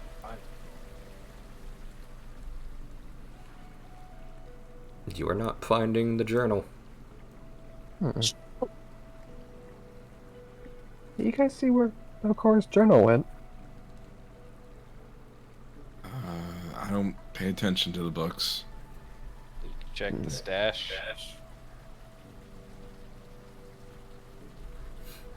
Oh, glance Notably, over at the. Gideon, as you just started pumping books in. 10 bulk worth of book is a lot of books. Yeah. Oh, this will be. To be fair, I only put in 8 books. The rest was West. Okay, only 8 bulk worth of books, which is, as a fighter, as much as you can carry without being encumbered with 18 strength. Not quite. I could have carried a short sword on top of it.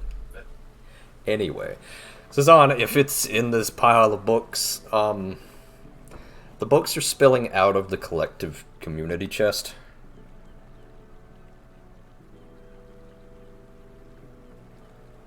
It's probably in there somewhere. Don't worry about it. I see. It's probably towards the bottom, though. Sorry about it. This is quickly becoming a problem. That's right, Gideon. You are now shiny, not full of those accursed books, and apparently you have guests coming over.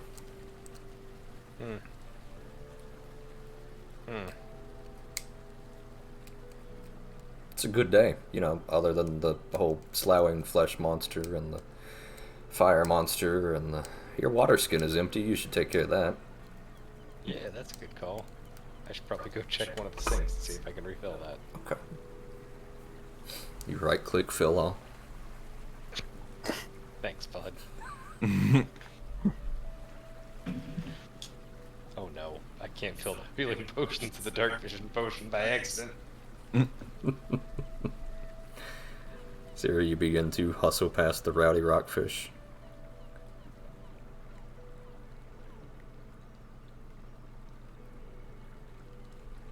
And you've now arrived in the Otari market. What would you like to do? I'd like to go back to a couple seconds ago where I'd never seen this tattoo. Oh, okay. I would like to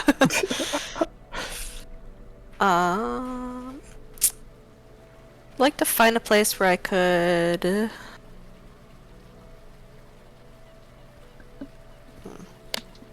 So I want to find a spell or something that would make a book hard to find or look like a different book or something like that. Does that exist? I would need to look that up. But I'm sure Yeah, some sort of like there's- illusion spell.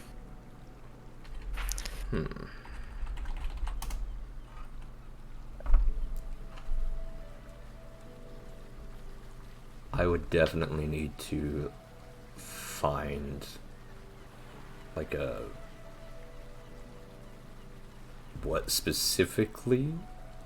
You may need to... Or if there's a spell that can transfigure a book into a different object or, you know, anything like that.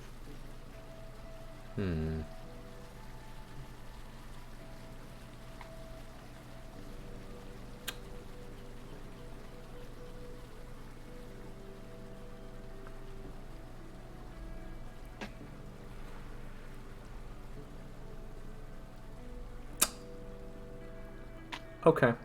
There is the invisible item spell. Invisible item spell, that may work. It only lasts 1 hour. Oh, Unless- no, that won't work. Unless you heightened it to 3rd level, at which point it lasts for 24 hours. I'm looking more for something that's a lasting illusion, if it That's exists. a strong magic. Oh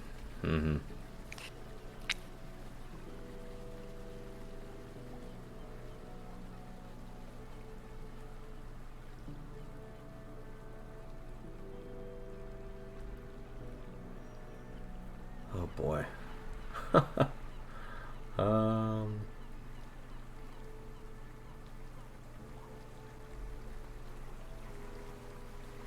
Yeah, this might be something that you find on your own in the meantime. But for now...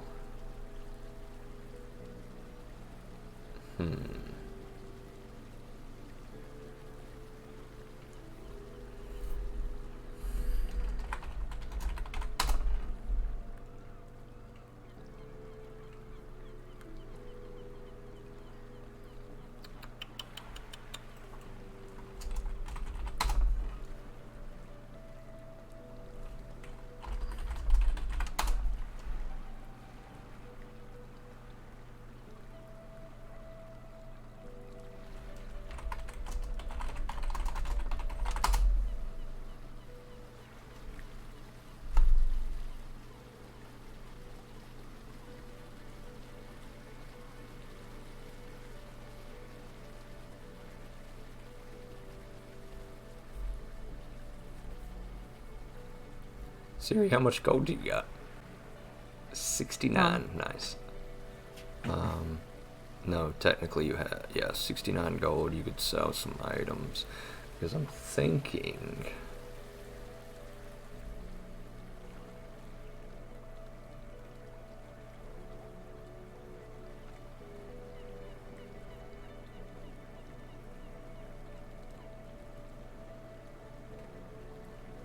you could get some sleeves of storage.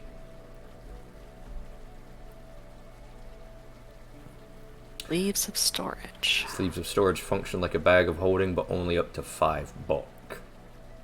Gotcha. That would work. And you can add or remove an item with a single hand free as an interaction action, and even put your familiar inside of that. That sounds good. Would people like know that I have these sleeves It is on? a loose robe with wide, A loose voluminous sleeves. That's okay. We'll try one of those. Maybe. How much are they? They are 100 gold. Yeah, unfortunately, I have to it's sell to get that. unfortunately, this is definitely something that I'm going to have you just kind of look for on your own.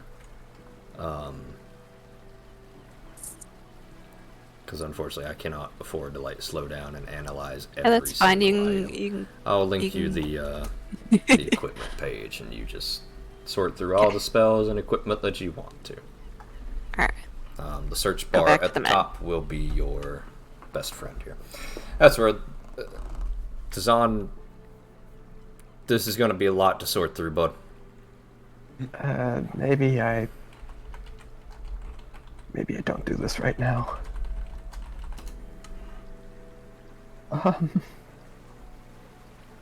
Hmm.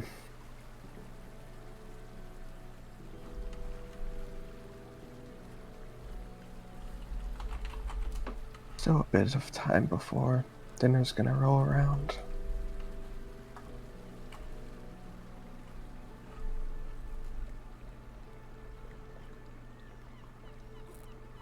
I think I'm gonna go visit the Dawnflower Library. I think now would be as good a time as any to give some prayers. Okay. Do either of you want me to say anything for you?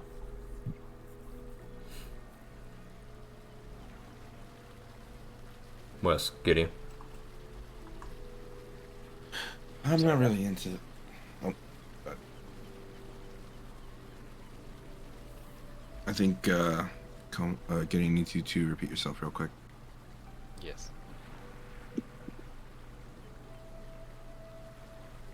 So you need me to repeat myself? Yes. Yeah. Yeah, I was just saying that I was heading down to the Dawnflower Library.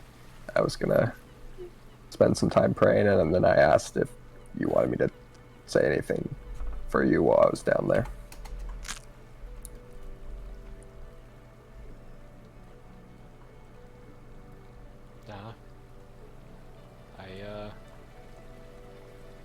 I think I'm good for the moment. Alright. Okay. You get to. Maybe give Vandy my regards. Other than that, fine. Make sure to do so. Ziri arrives at the Otari Market just about the same time Zazan arrives at the Dawnflower Library, greeted by one Vandy Banderdash, the blonde-haired halfling. God, that face. I don't understand the hate for Vandy, but, you know. I don't hate Vandy. She just got What a hate? face. Elsewhere. Vandy greets you as you walk in. Zazan! It's very good to see you. Good to see you as well. Well, I'm happy to see you because that means you're not quite dead yet. Is there anything can help you with? Not so much today. I was just going to spend some time in prayer. Gideon did tell me to send his regards Well, to you. I we welcome them anytime they should wish. Have you seen Ziri? She's not really, I worry about her, after our talk about the book club. I didn't mean Oh, to did put her off or anything. something happen? Well, we had some discussions, and I think I may have upset her. I didn't intend to, of course. I thought we could just have some interesting talks and debates, and she seemed to be very distracted and not paying attention. I tried to grab her attention, but, well, she's not been back since. And don't get me wrong, but I thought she would have a vested interest in most of our books here. I'm not judging you or anything. I just... Well, you might know her better than I do. I assume you know a lot about your companions. I've been with them for some time. I haven't talked much with her about any book club, but I'll try and talk to her later. Okay, I would appreciate that. Is everything okay with you? Are you taking care of yourself? Doing mostly all right. We had a bit of you know anything about teleportation circles? I know that they're very old magic indeed. Yeah, Siri found a way to activate them, and we kinda Oh my. messed it up a little bit. So my head's been ringing since. Oh, well, perhaps I can help you with that. If you should allow me anyway. Oh, you.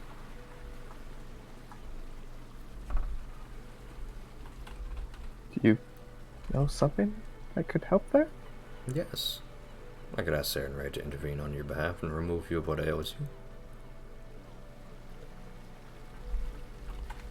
Well, that would be nice. You could. I think Ziri's probably affected by it as well, if that would be possible. Would she have to be here? Yes, I would have to have you on site. Do you know where she is? Not at the moment. She kind of left after we got back. Okay. I tell you what, if you would like to, I can take care of that for you. All I ask is a minor tithe to our donations. It would also help to pay for the spell reagents, you understand? Yeah. That's perfectly understandable. How much? Oh, just 5 gold. Oh, that's certainly no problem. I've been using this place often enough. Okay. How's this? I'll give over the 5 gold. Alright. You hand over 5 gold, and Vandy begins to place her palm directly on your chest and clutching the small Saren Ray necklace that she wears around her neck like a talisman, a holy symbol, much like you. She begins to chant a prayer quickly, and before long you are removed of stupefied entirely, as your burden is lessened. There we are. That's much better, thank you. Okay. Yes, well, once again, don't hesitate to make use of our services. I should very much like to see you around some more, Sazan. Certainly. Well, if that will be quite all, I'm going to head on back and talk to a few of the acolytes. Sure. She was spotted by one of our acolytes in the graveyard earlier, reading. Not sure she's still there, though. I didn't think much of it at the time. Perhaps she's still up there. Oh, I'll go see about that, thank you. Okay. You hustle up to the graveyard. Yeah, I'll go take a look. Okay. begin to make your way up to the graveyard. Gideon, Wesk. She'll get damaged at all. No. Fair enough. Alright. Wait, I'm apparently waiting for guests, so I'm remiss to leave the house right this second. Guess? What guess are you waiting for? I don't know.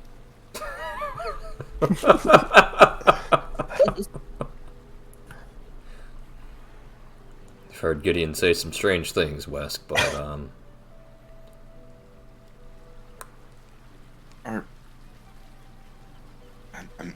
I'm sorry.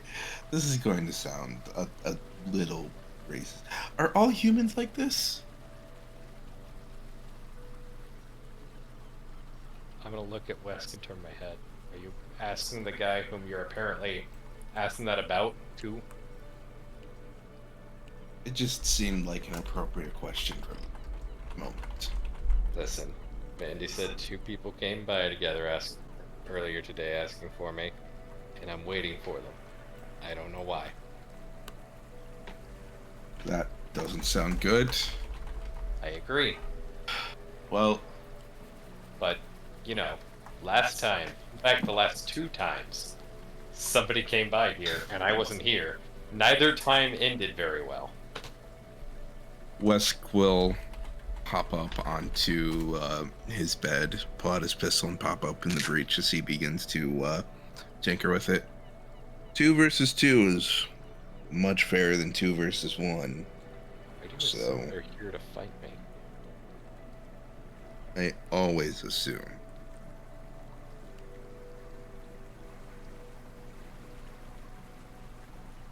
Anyway, at least if it does devolve into a fight, the odds will be even.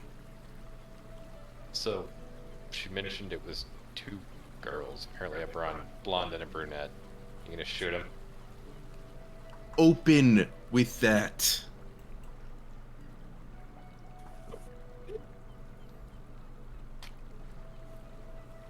Let's go sigh and run a hand over his snout again. So, why are 2 girls interested in talking to you? No Again. offense. No idea. But last time, no one answered the door for a kid. And then, some kid ran off with a flaming longsword. Now not you a got flaming curious. longsword, smoking longsword. Small important. Listen. I want to hear it from God of this world. I can fudge if I want to. Now more than anything, you just I'm got me actually curious. quite powerless, but okay. I'm interested to see what exactly this develops into.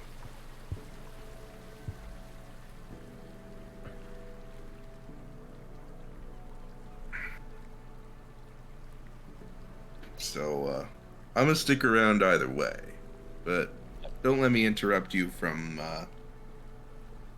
whatever this is. Yeah, I don't know what this is either. I'm gonna just wait for lunch. It's 3 o'clock. When we got back, didn't you say there'd be lunch? There is lunch. Lunch? Good, I would like lunch. Okay. I'll say that you head downstairs and begins to eat the stew that Brenda has prepared for you. I'll follow after him and have a bowl myself.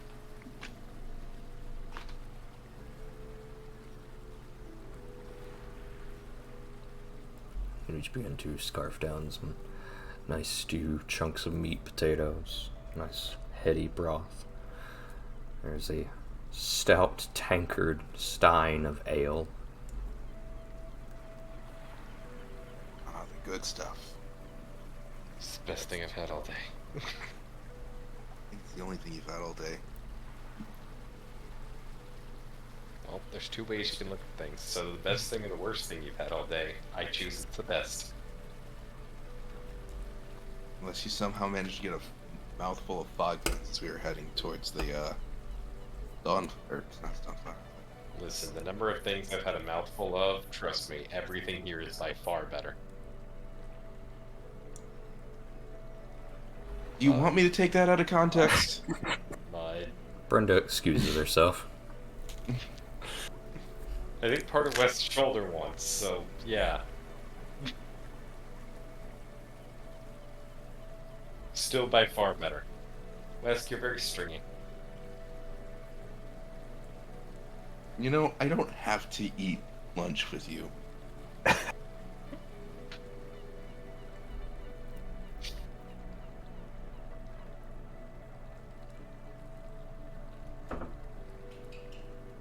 it as What's- some kind of compliment. You're not fat. They're fat dragons. There are no dragons. Okay, but are there fat dragons? I don't know. Why don't you ask one? Are there fat dragons? Musk is going to rub his snout once more. Alright. You need me to explain what a dragon is? I'm pretty sure you gave me a list once before, actually. Like, itemized and everything. But you seem to be the foremost expert, so are there fat dragons?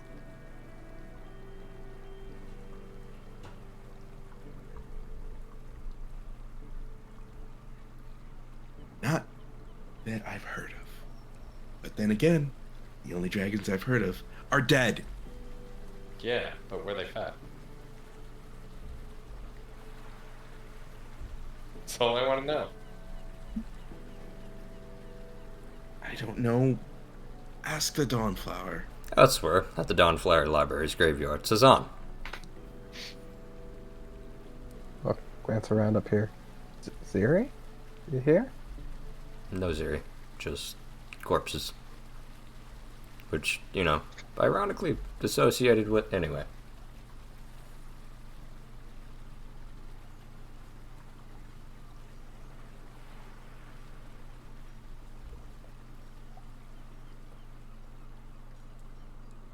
Oh, she's not here anymore. I think of it, why would she be reading up here? Done in the room before.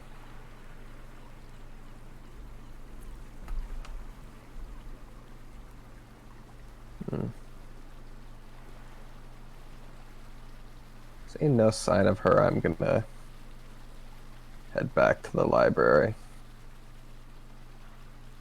Okay. You begin to descend the steps. Says on going upstairs, says on going downstairs.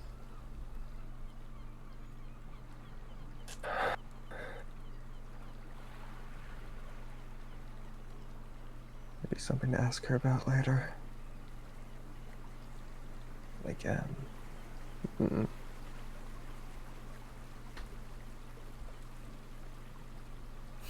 That's where Ziri, a small girl, is running up to you. Poultices, potions, bombs and oils, miss. No thank you. Suit yourself. She darts away, hassling the next person. You were surrounded by a bunch of superstitious villagers all around you of the Otari market. A few of the hecklers. Sorry, a few of the hagglers heckling each other for wares and deals. You are alone, only with Gex. What are you looking for? Hold on. Yes, I don't know where it's coming from. Um,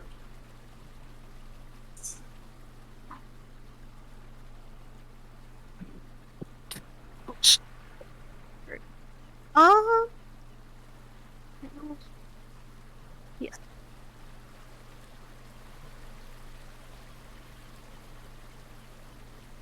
What time is it? about 3 o'clock. A little after 3. I would like. No, I probably shouldn't do that. Hold on.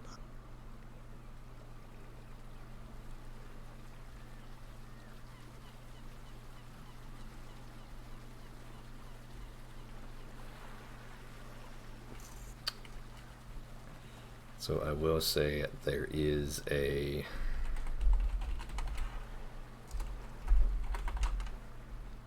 spell that you may want called, I believe, Decrepit Disguise. Let me see if I can find this.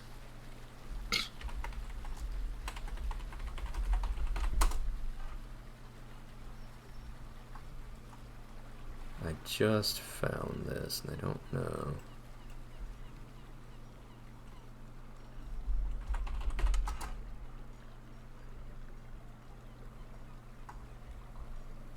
Found this, but I certainly don't have that much gold.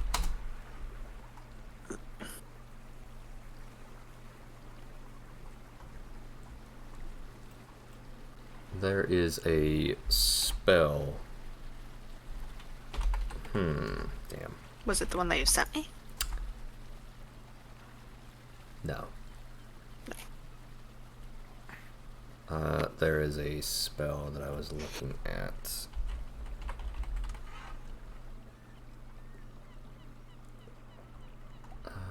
Where did it go?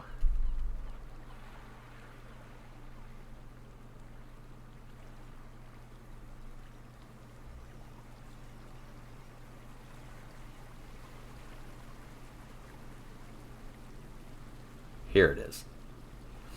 See if this might work for what you're looking for.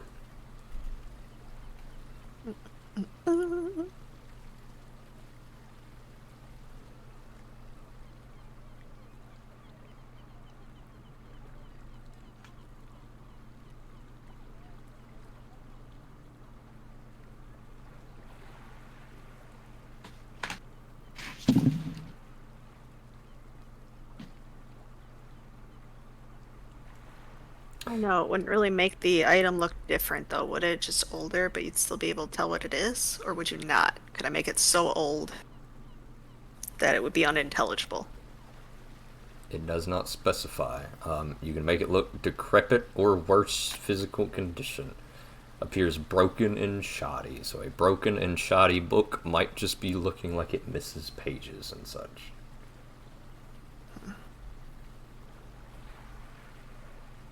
I don't know. I'm going to abandon this idea for now. Okay.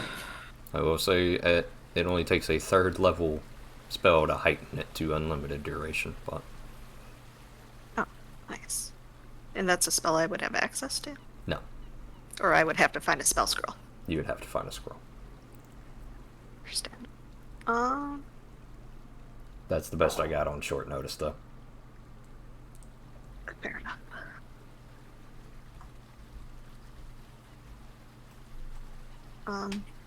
Yeah.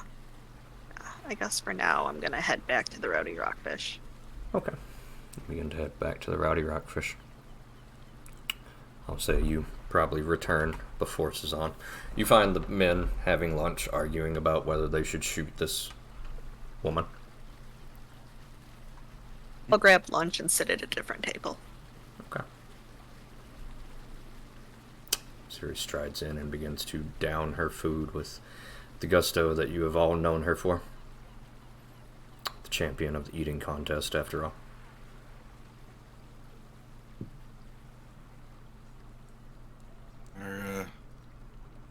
You okay, Ziri?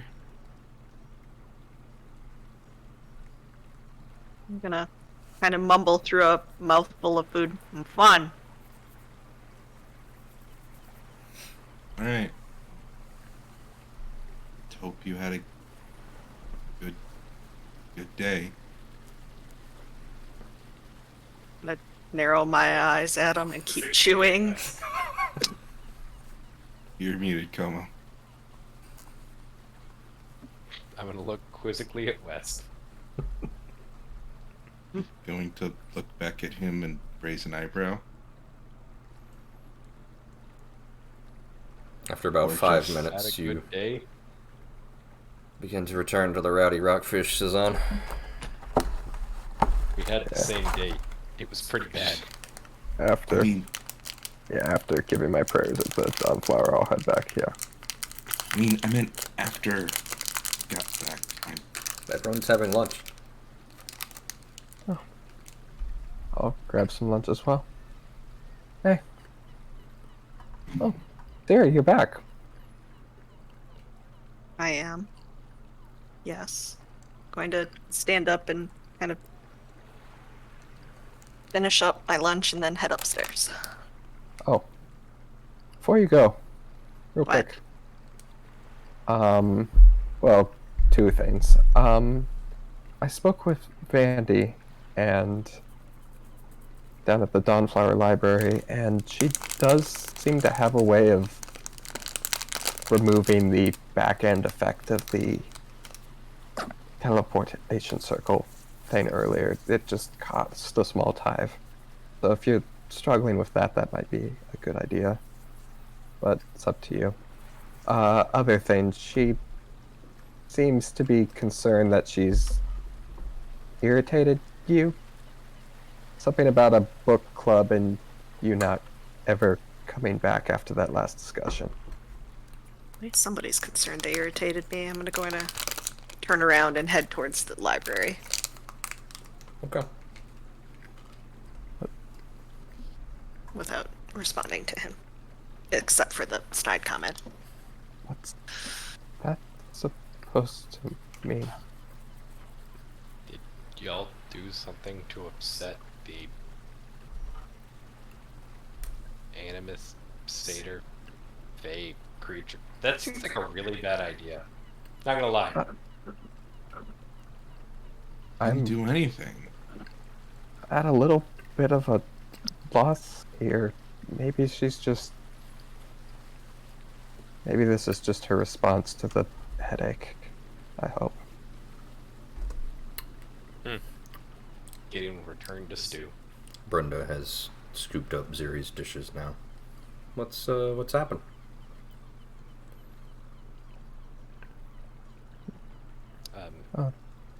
Apparently, somebody has upset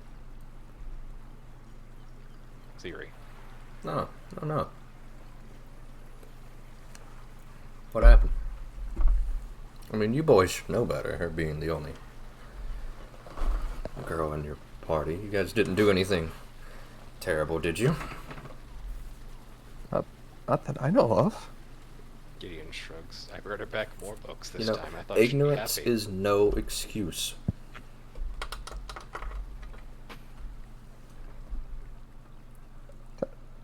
But I legit don't know what we could have done. Well, what did you do?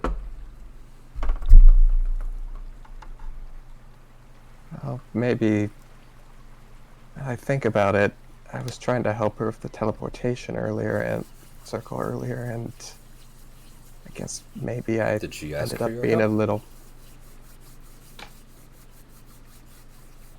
I mean, I offered it, and she didn't seem to turn me down. Yes, but now she's being polite. Maybe if you believed in her, you would let her do it by herself. Maybe. Maybe I don't must try to have- insert Preach it, yourself sister. Yeah, maybe I was just in the way.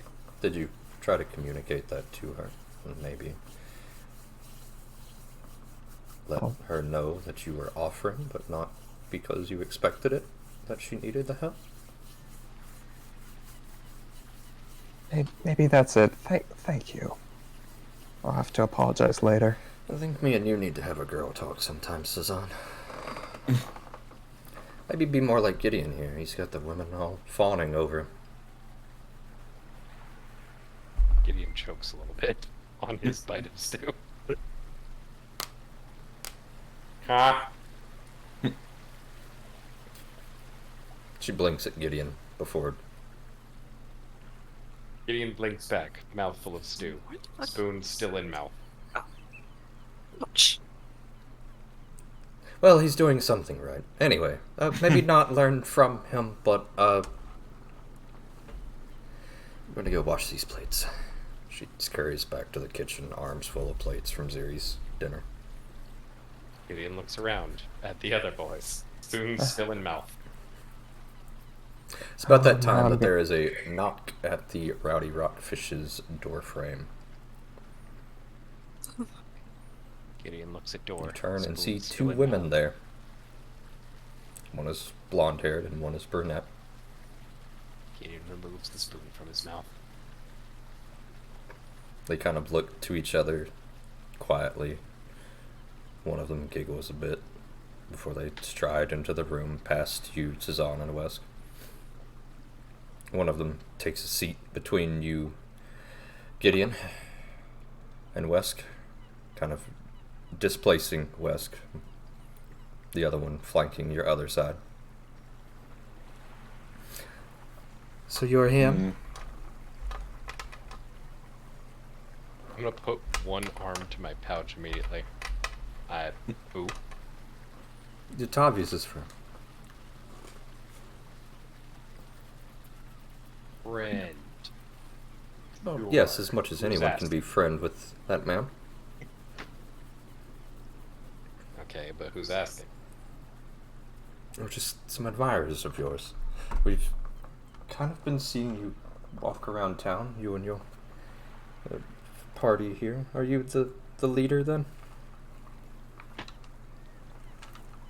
gonna look at West, look at Cezanne. I don't really know if we have a leader, but I do tend to open most of the doors. Well, that makes you the leader then, if you go in first. You wear all the armor, you've got the shiny sword. Keeping the hand on the pouch. I've played these games before. They grab you under the arm, both of them, and begin to lift you up out of the seat. No. No. No. Okay. You wrench yourself free, gripping your suit bow protectively. Hmm. Oh, this is interesting. I don't know what you've heard, but I'm not out for a night on the town right now. What? Well, why not? Where did you hear I was Tobias' friend? From Esmeralda. What? She said that you seem like a pretty good man. And one of the few people that she lets in her bar. She trusts you. Says that you're doing good work for her. We thought we might come to get to know you a little bit. Really, what are you here for? One of them rolls their eyes, and the other. Look, we're just trying to maybe get to know you and have a little bit more fun. It's not often we get a big, strong, adventuring knight from Wolf Crone.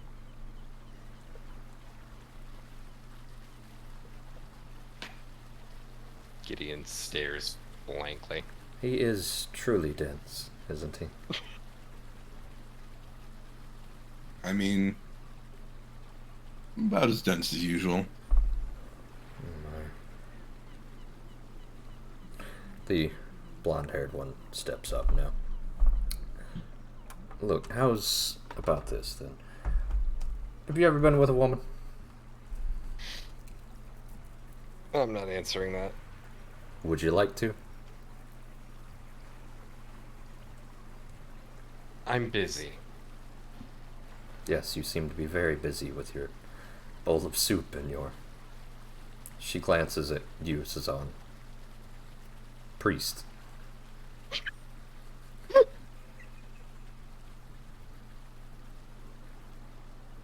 Oh, If you're just Listen. not interested, you can just say that. We thought we were a bit nice and show you a good night. So we're not going back into the Dawnlight until tomorrow, at least.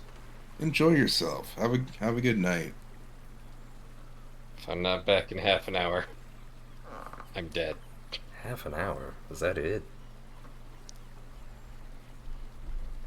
Which one said that? The brunette. Just shoot her and Claire.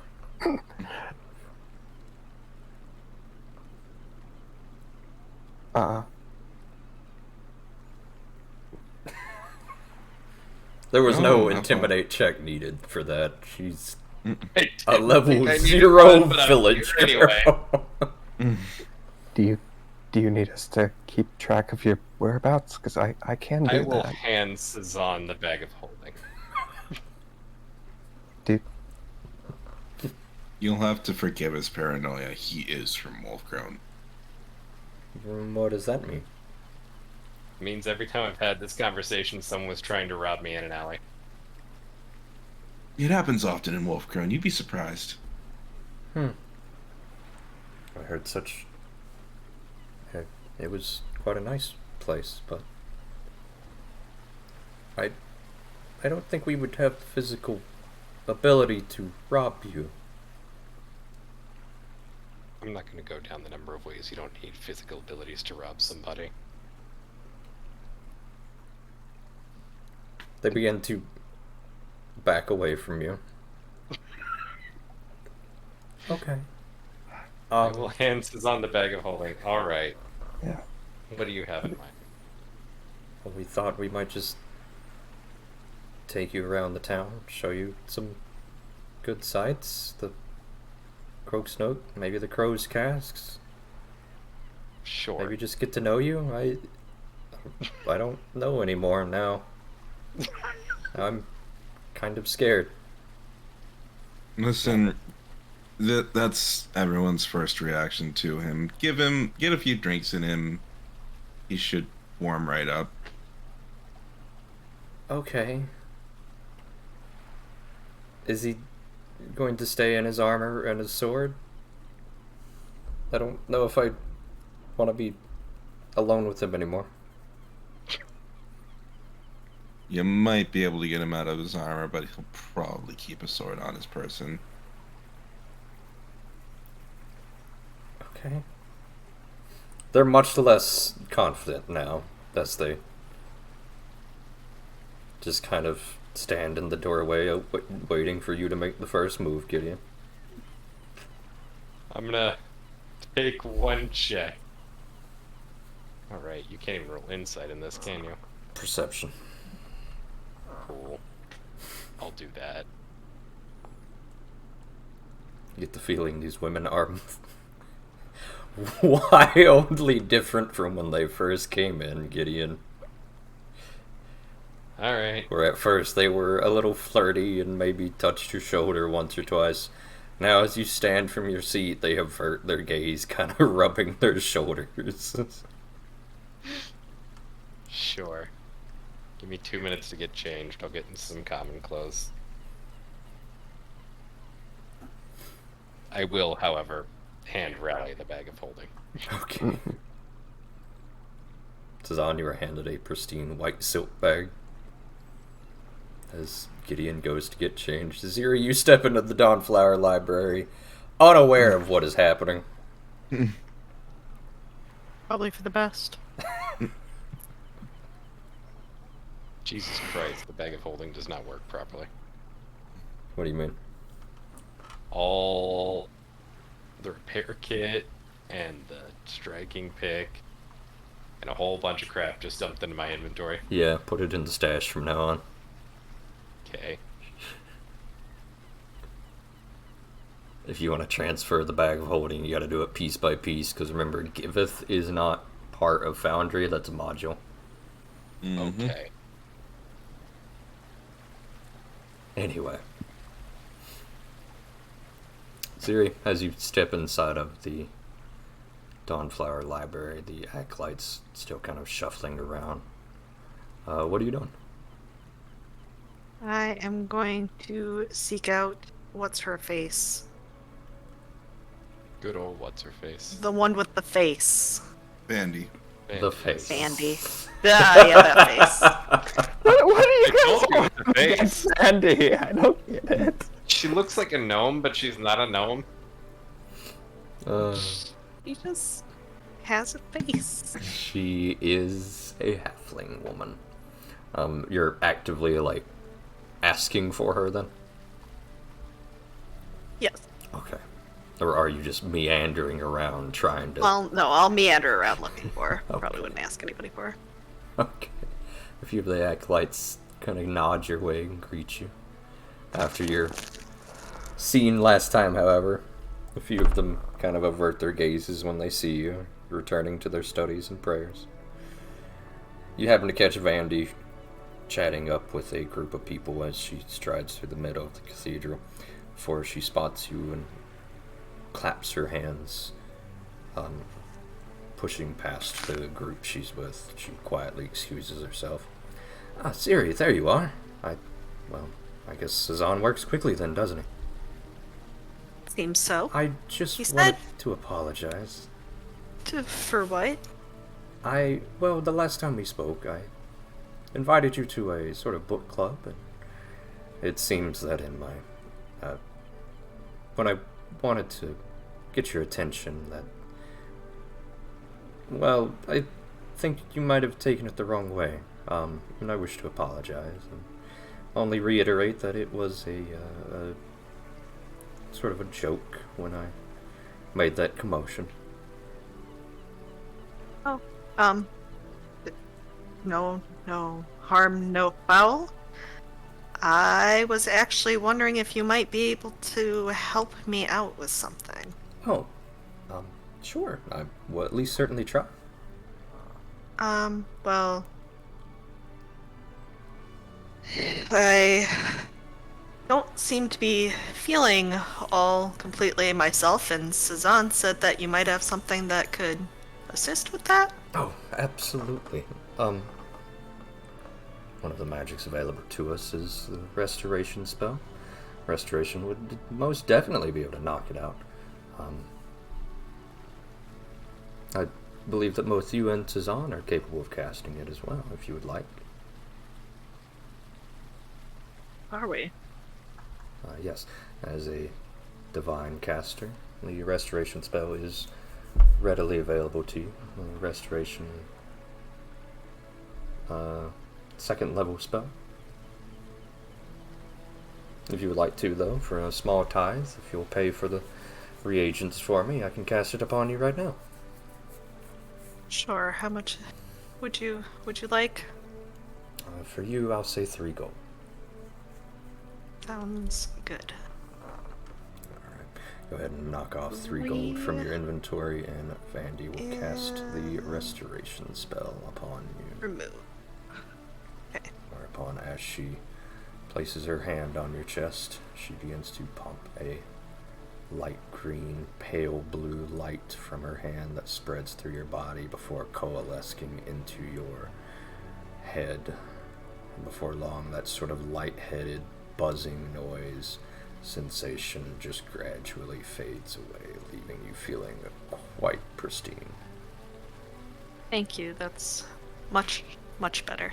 Yes, one of the many miracles that my goddess bestows upon me for my faith.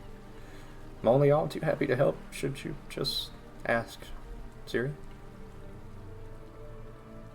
Well, I appreciate it, and I suppose I'd still be interested in trying your book club if Her that's an option. eyes light up. Oh God. Oh, absolutely. Siri, would you like to join us? Right now? Yes. Why not? Sure. I suppose I've nothing better to do. It's She's better going than to being seize your wrist and begin back to at the drag road. you away Okay. into I that group of follow her. acolytes. These sorts of multicolored acolytes, various robes depicting the various deities that they worship, anything from the pale blues of Saren Ray to the whites, to the greens of Gosra, the purples of Drizio. this eclectic group of individuals as Vandy marches you into the middle of them. Change of plans, everyone. Instead, those of you who are part of our book club will be hosting a surprise one right now. Our friend here, Ziri, is a very busy woman. She's the one delving into the gauntlet, so we'll try and adjust and pull her into a book club meeting right now. What do you say? A few of them look around quietly before shrugging and nodding along. Yeah, okay.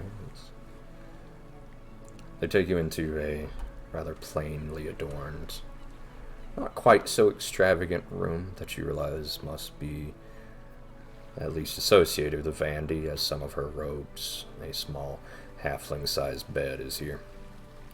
Before she drags some chairs across the cathedral, she hustles about with a earnest fervor, quickly pulling some comfortable chairs into the room and spreading some blankets around for everyone before flopping down. I Very will well. flop down near her. Okay. You do so. She seems delighted. Even more so. Before Vandy begins to ask everyone to retrieve the books that they wish to share with everyone today.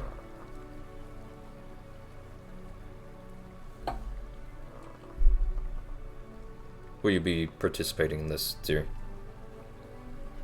Yes, I will pull out. Hold on.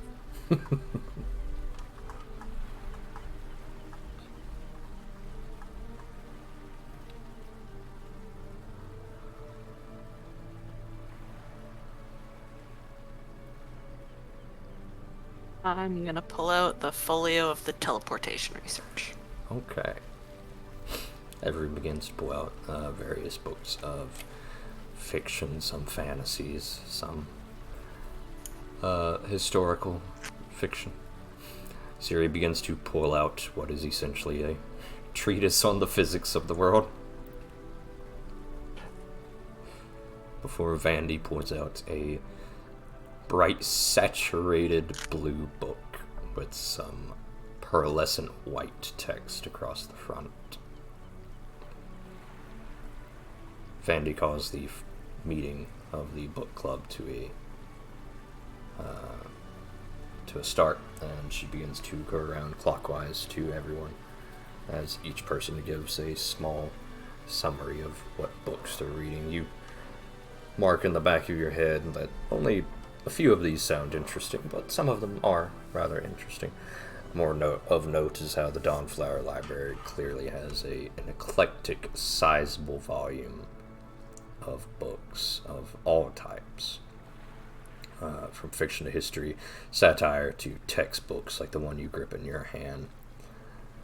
And surprisingly, as Vandy holds up her book, it seems that they also has some quite tasteful erotica as she holds up the saturated blue book across the front that reads The Salted Mermaid. With a sigh, Vandy closes her eyes and reads the text off the page as if she's memorized it. And then Fabian ran his calloused fingers along her scales, causing her tail to quiver in response. Oh, she's memorized it. Before finally she opens her eyes and sighs again. One of the acolytes raising his hand. And what did you think, Ziri? She says, ignoring the acolyte. I mean, you know, I usually prefer textbooks, but I have to say, I could see the draw of losing oneself and the pleasure of someone else's the pinnacle fantasy, of I good suppose. trash. Ah. Yes, yeah, good trash. Certainly, I wouldn't have pegged you as a reader of smut, but you know. Why not? Do I not look smutty?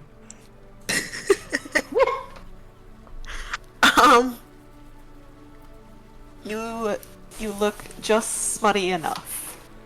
I'll have to Spot it up a little bit. Maybe a lower neckline on your blouse there next time.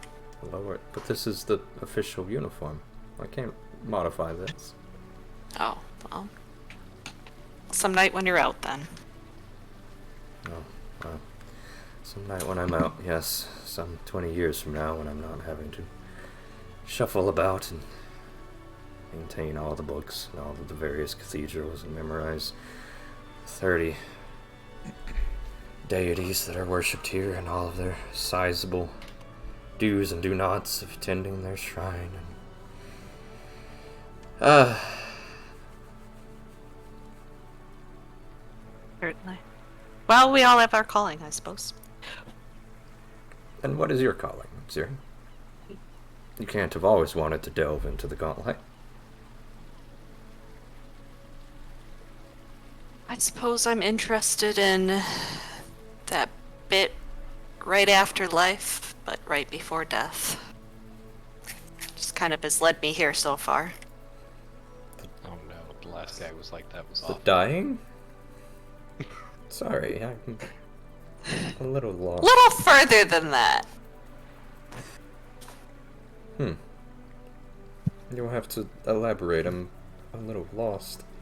There's the living, and then you die, and then you move Oh to no, there are many realms in between. Oh.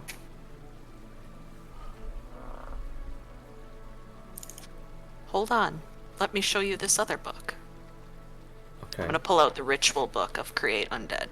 Oh, I see. Man, this is old, isn't it? It is. So... I found this in the thingy, right? In the yes, Online? you found this in the... yes, okay. Okay. You know, there's an old history to this sort of necromancy. She trails off as if thinking about her next words carefully. I'd love to hear about it. Well, it is a little strange that most necromancy is in fact divine magic, which means that it is, well, the will of the divine, the power of the gods, whatever you wish to call it, but it's typically thought of as inherently evil, this creation of undeath. This Gonna lightly puppeting, scoff at that. this puppeting of the flesh for further labors even after death. Even though it's been proven that it's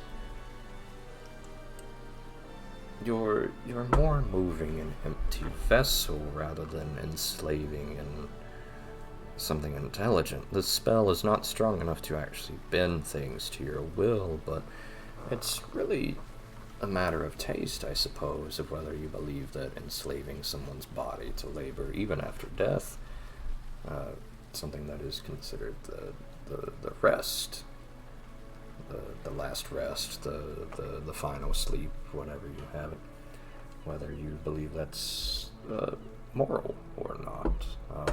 And yet you have entire empires like the Athasians that make an industry of this sorts of things. I'm not entirely sure of what I believe myself, other than, well, I should wish that I do not cause harm after I am gone. I think that's a fine wish.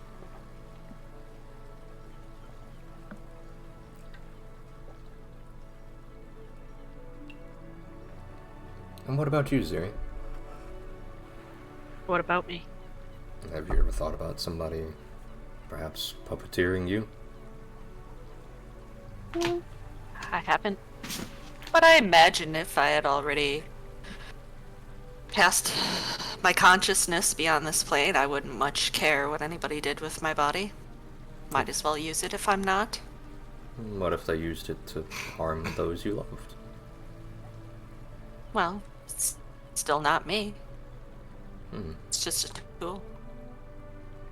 You would have no feelings, even if somebody used you to do things that you didn't want to do? Your body, rather? I imagine my feelings would be beyond at that point. As you Interesting. said, there are those who believe that the undead or their mental bit of them is no longer there, so I wouldn't know any better, I don't think. Now, if I was conscious, I may have something to say about it. So you mean to say that when you die, you cease your love and feelings for all those you leave behind? Only in this body. But that's the same body that would be puppeteered. Right? But wherever my consciousness has gone, there goes the love and care, I suppose, with it.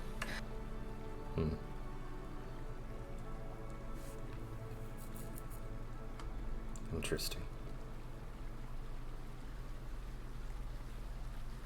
She'll kind of stash her book back in her bag and look around. A few of the acolytes have no intentions of engaging with this debate and have already left. A few of them are...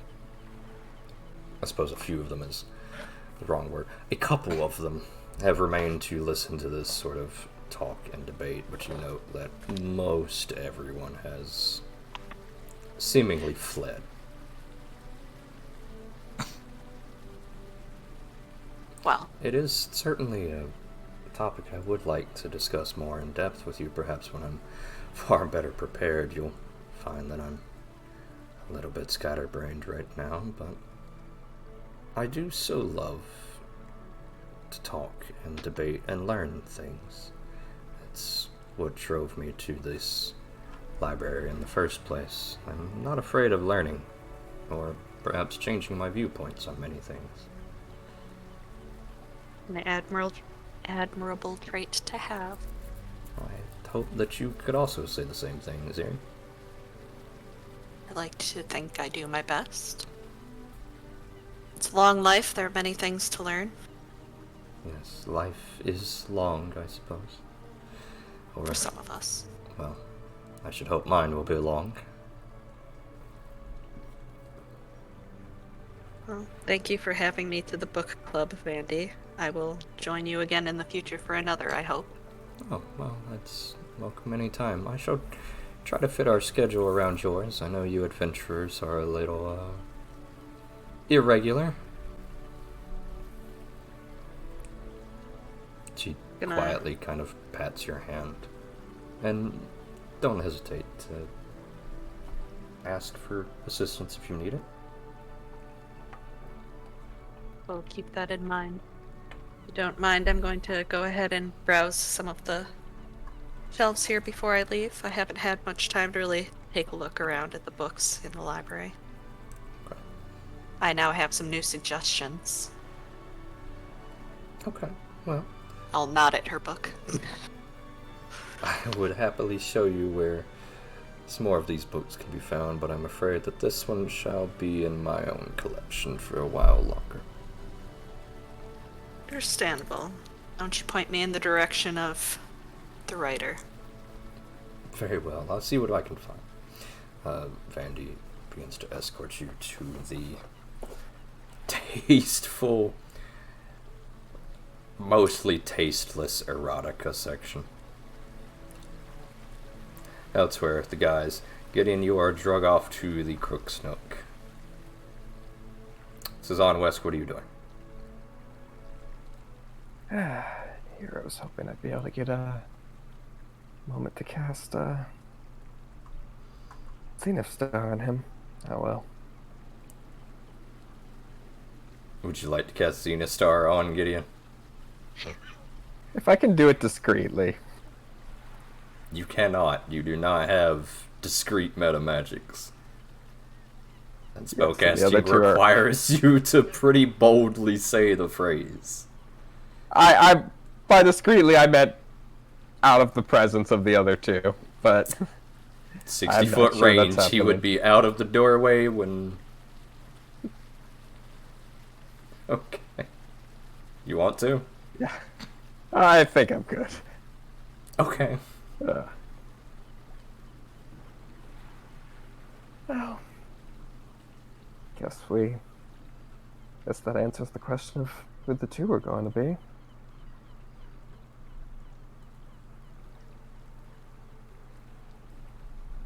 Elsewhere, Gideon. You are drug into the Crooksnook at about 3:30 as a wave of people immediately cheer upon you entering, and 2 tankards are foisted into your hands. And you are beckoned into the Crooksnook by Esmeralda directly. Yeah? What's all this? Well, I thought I should... I wanted to do something nice for you before it was too late. Ominous. I wouldn't think of it like that. Think of it to me as more... Well, I'd like to repay my debts. You've helped us out. Found some of our missing men. Although we weren't exactly able to find all of them. It's been quite a while now. I assume they're long gone by now. But I wanted to thank you. You've been a stand-up sort of man. Sort of man that even somebody like me can respect, despite you working for my father. And I just wanted to treat you to a nice time, so I had a couple of my girls go fetch you, and... Well, hopefully they can show you around town, and show you all the good that you've done for this town. Sure. She pushes 20 gold into your hand. And please, spend all of this before the rest of the night. I think I can do that. Very well. She immediately plucks 2 gold from your hand and shoves about another 5 drinks up onto the desk. Up onto the counter, rather. Very well. If everyone would like to dig in, we'll get this party started. There's another round of cheers, hoops, and hollers as a few of the people around the tavern begin to immediately start to chug. 3 cheers for Gideon.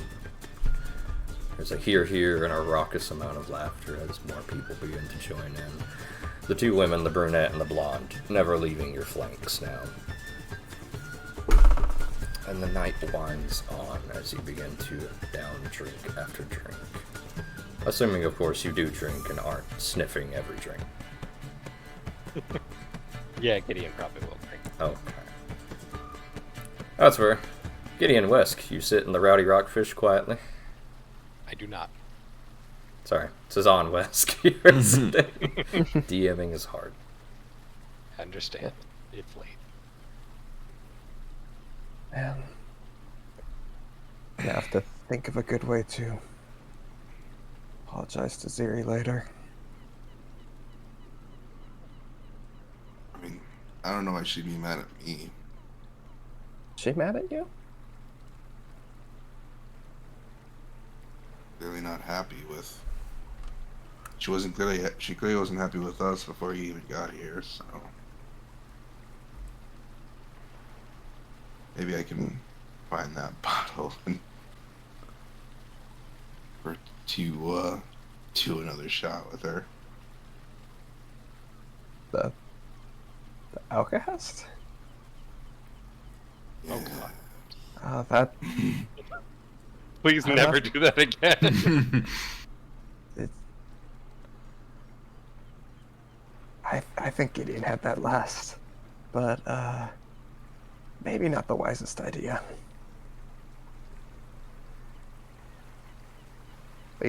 We all saw what happened last time.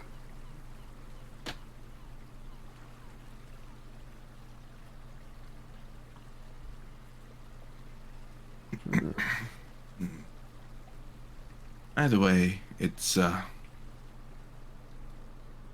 probably best that I let you apologize first. Yeah.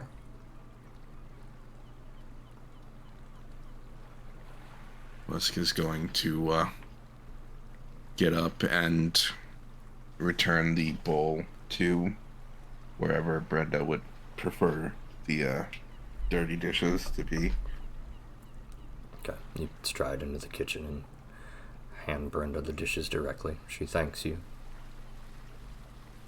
I'll nod and head back out. For now, I guess we just relax and wait for her to come back. That's probably wise. Okay. It's been about 2 hours since Gideon and Siri left. Two sit in the Rowdy Rockfish waiting.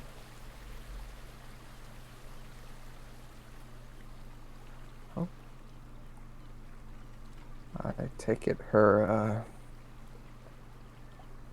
book club must have started. Or at the very least she's spending some time down there. Either way. It's interesting. And he said that she was reading up in the graveyard earlier. Wait, reading in a grave? Why would she be reading in a graveyard? I don't know. Usually she reads around here. I went to check if she was still there, but I didn't see her. But Vandy said that one of her acolytes had seen her up there doing so earlier. Well, she was obviously reading up there for a reason. Yeah.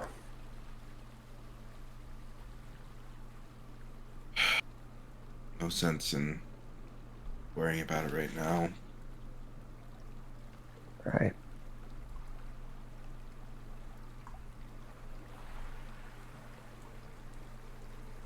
Stray? Yes. Remind me how spell preparation works. Is that only at the beginning of the day? There's no way to switch them later without an ability? Essentially after a long rest. Even with downtime? Okay. It takes...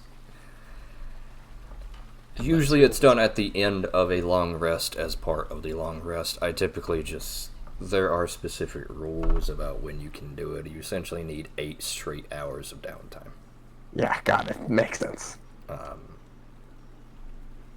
But overall, you can only prep them once a day, I believe. So Yeah. even if you took another 8 hours of rest, it doesn't count. Makes sense. I just wanted to check in on that. Okay.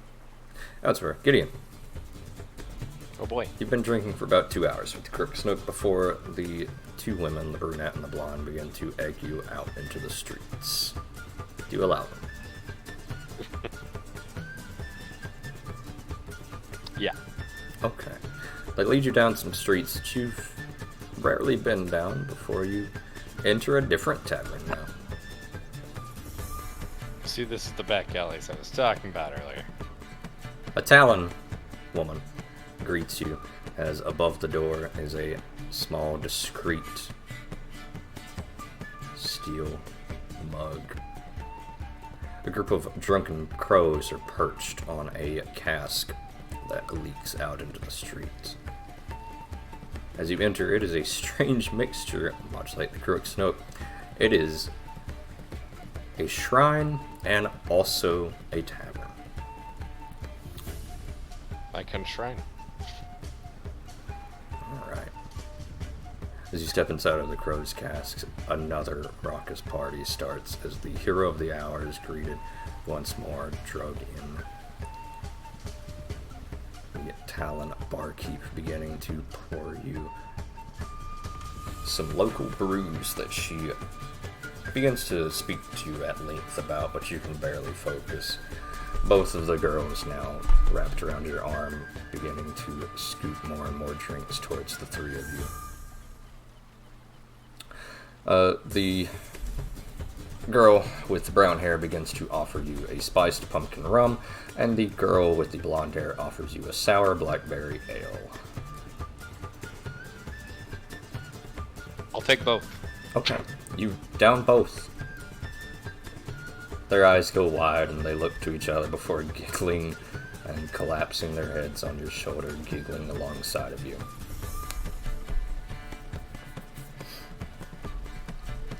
You spend about another hour in this tavern partying. It is starting to get late. Ziri, you emerge finally with an armful of books that you have picked out, either of textbooks or Vandy's preferred books. It is starting to get late. Where would you like to go?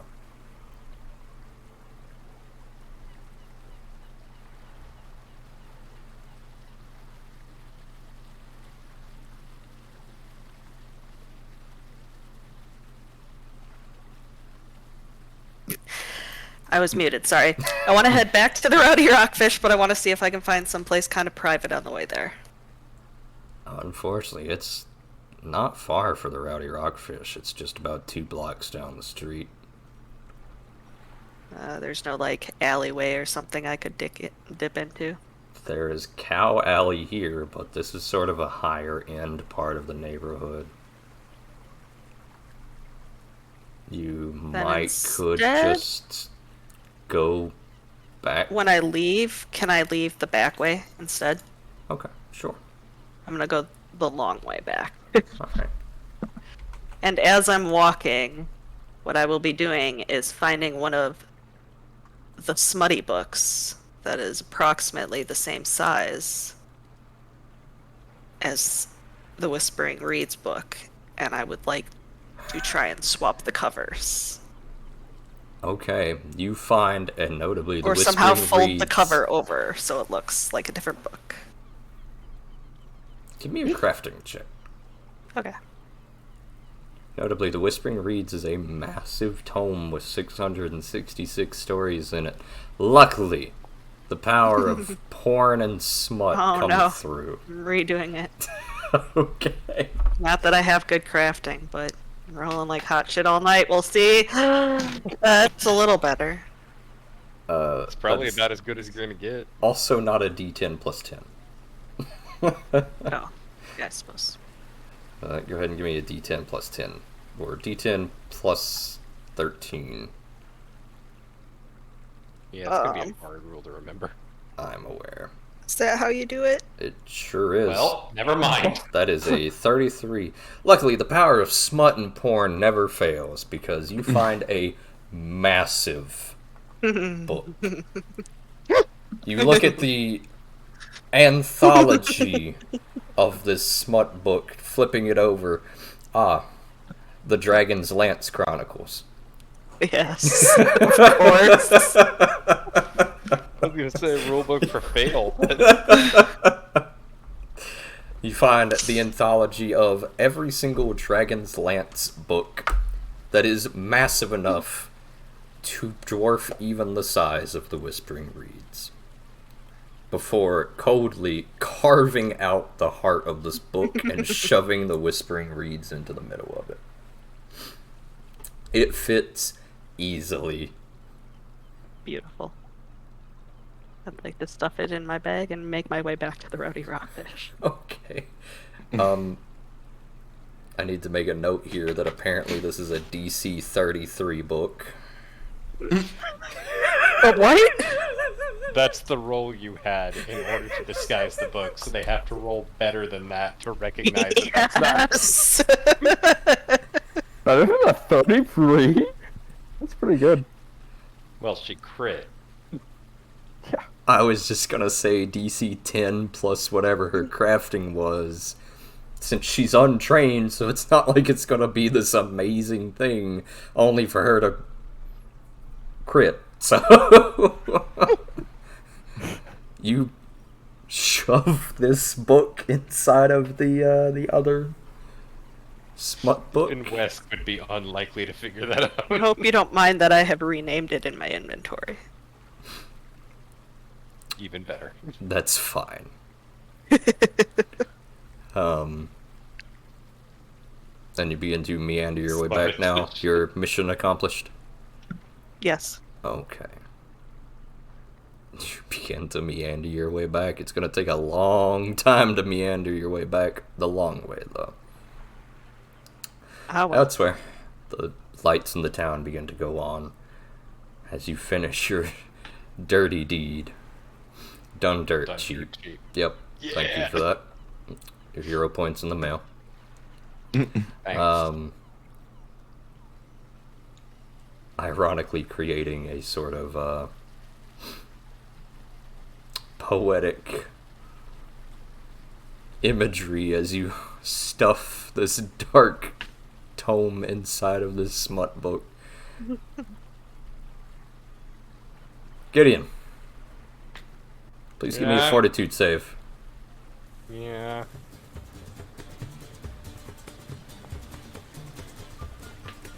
Okay. Yeah, you're handling it.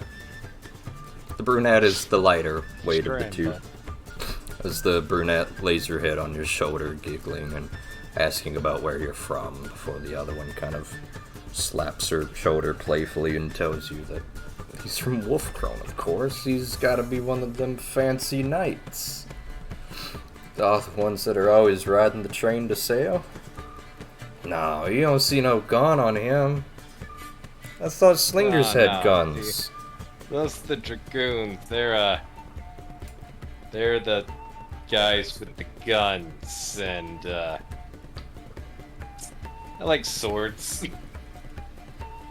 You know, they should give you guys guns. No, Nah, we can't I- give everyone guns. That's how they got that way. Yeah, I don't know about you, but I heard something about Zale having a giant hole in it. It's the biggest gun ever made. No one needs a gun that big. What are they compensating for? The two women giggle at your joke. Before another round is served into your hand. Yeah. Please immediately give me a fortitude save. Yup.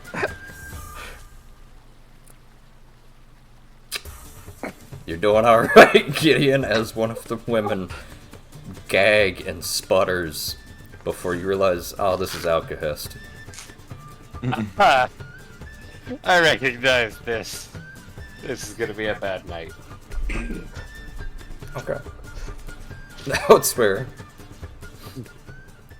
Zero, you finally make your way back to the Rowdy Rockfish.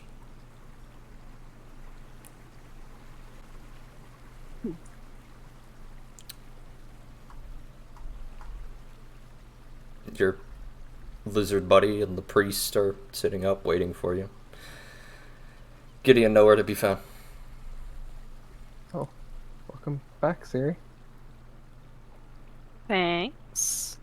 I would like to Always. go ahead and kind of start unloading my stuff and look like I'm getting ready to head towards bed. Okay. How was the library? It was good. Vandy, there we go. Vandy did indeed help with the condition, and we had a book club. Good to hear. She seemed pretty excited about that. Yes, she was quite eager. Yes. It was She's- what? I will go Okay. ahead and pull out the Belcor's journal and then like kind of flop on the bed as if I'm getting ready to read it. Oh, that's where that went. Thank goodness. I was worried it was in the stack. A stack. As you I'm glance gonna over the gesture. collective community chest where you store most of your shared belongings now has 10 bulk worth of book. The books are spilling out of the chest onto the floor. These are all the Eyes books you widen looted. excitedly. Ah, the stack. Yes, Gideon and I unloaded it earlier. Look, just I'll leave you to your reading soon. There's just one thing I want to say. I thought over what you said earlier, and I'm sorry.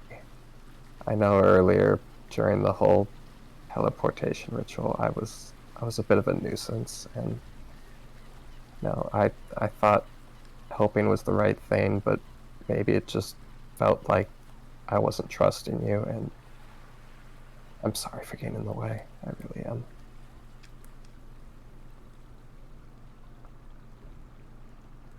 Oh, I'm sorry. Was that all? Yeah, it's fine. Don't worry about it. I'm gonna go ahead and kick back and open the book up.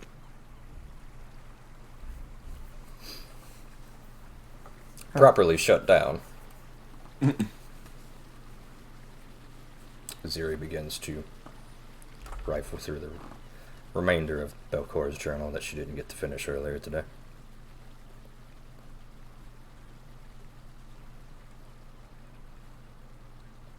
I'll glance over at Wesk and see if he's making any reaction to that.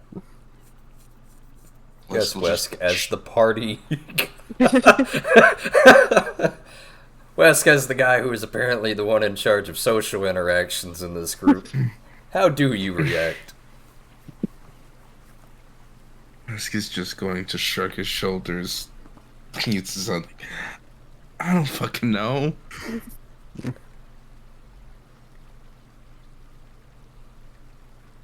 I'm gonna kind of glance up from my book and look at them both. Was there something else?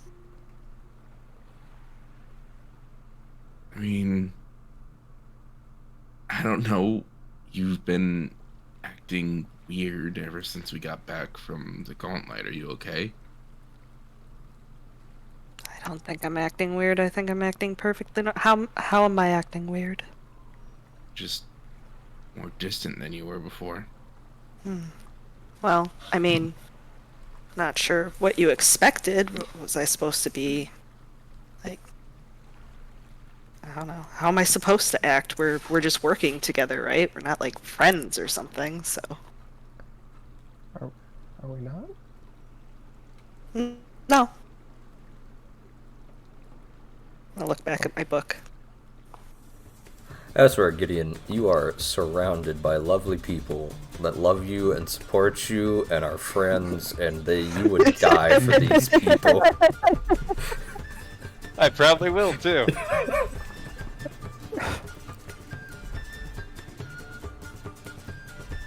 You've been drinking and carousing for the better part of about 4 hours now. Ah, You good. could keep going for a while, but you are also literally built differently.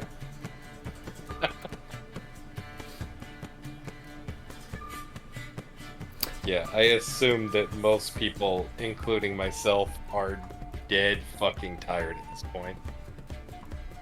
Out of curiosity, what do I know about talents? Give me a society check. Yeah, right.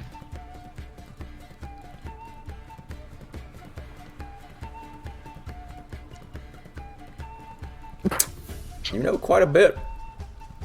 Talon Alright, Top then. is, well, frankly, one of the few ways off Talon Top is to sail into Wolfcrone, so a lot of people pass through them. You've also had quite a few Beastkin comrades in arms, as it is a quick, cheap way to sell your physical labor and body for work. So, a few Beastkin kind of enrolled alongside you. You know quite a lot. Talons are typically quite smart, but that's sort of a myth. Sort of the whole all Asians are good at math thing. It's a sort of derogatory stereotype. You learn that this barkeep's name is Magaloy. She is a Talon barkeep. Used to be a pirate in her youth. Spent the better part of her youth aboard half a dozen pirate ships, which gave her a fondness for strange alcohol.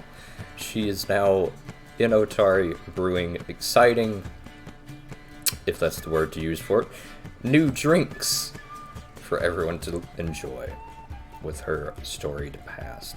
She prefers never to speak, however, as you learn most of this information secondhand from people. However, you know quite a lot. Cool. At that point, I think we're winding down here, but I think I'll ask Magaloy if Magaloy has any particular special drink. Because it's a good night and all. Something in the bag. Something I could spend the rest of this to hold on. my newfound windfall. Magaloy looks at you, notes that you are,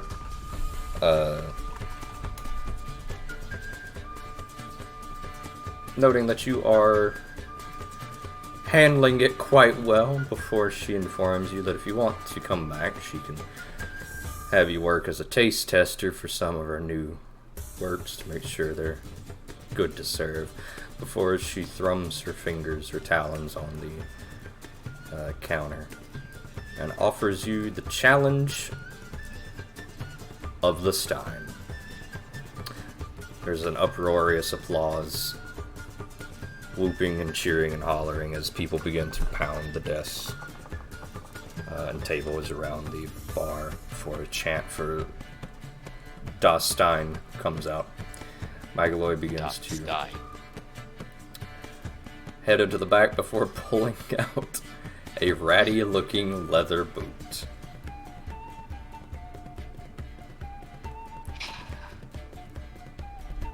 Before you ask, yes, I have drank Bailey's from a shoe. Regardless, she begins to inform you that nobody has ever successfully downed Das Stein. How bad could it possibly be? I met a dwarf once. You should see what his fucking ale sack looked like. Okay. You're already deep in. Yup. This is not gonna go well. Okay.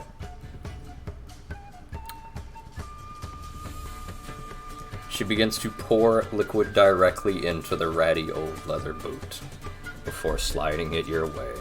A silence falls across the bar as you eye up your foe.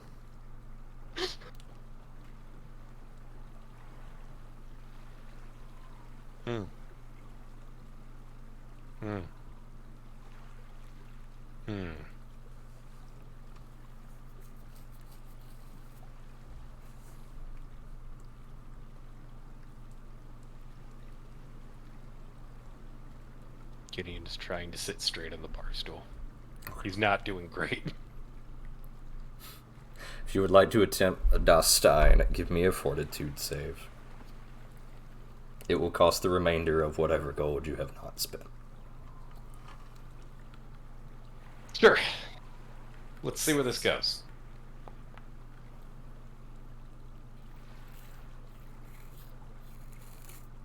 Is that your final answer?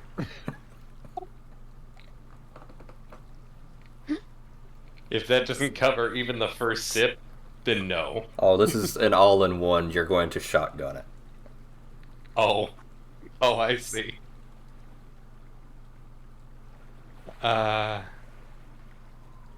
It's the moment of truth. We're rolling deep.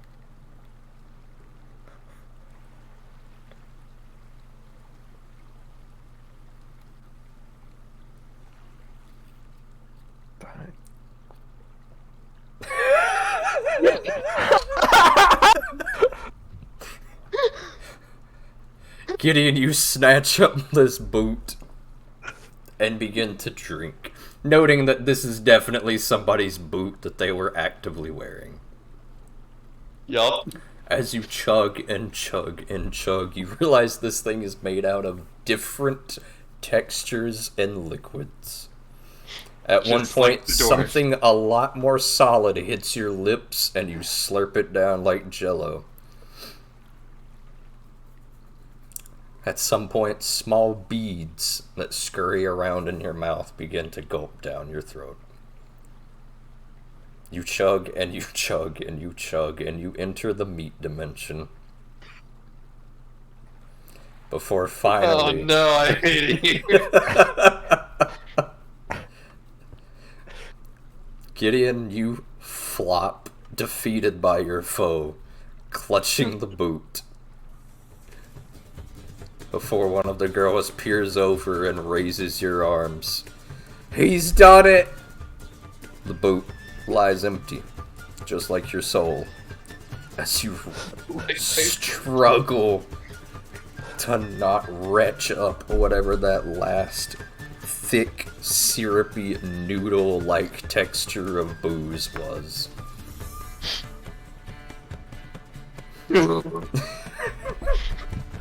There's a roar as you are presented with an ornate metallic stein.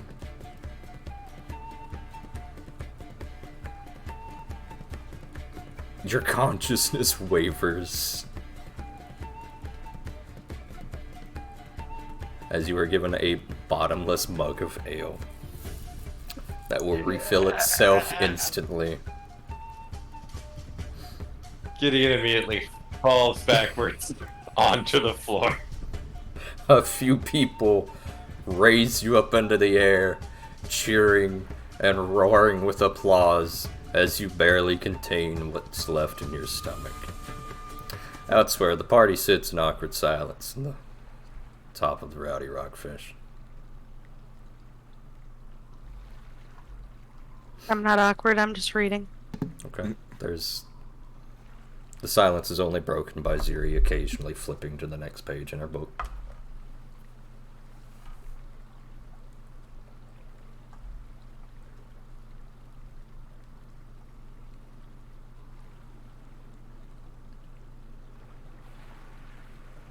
Beautiful sounds of the waves. Wesk is going to stand up, walk back over to Ziri as he reaches into his pouch and hands back over the bloodweed sap she had given him a couple days ago in the dawnlight when he was trying to Yes, I recall. Ah, yes, the liquid PCP.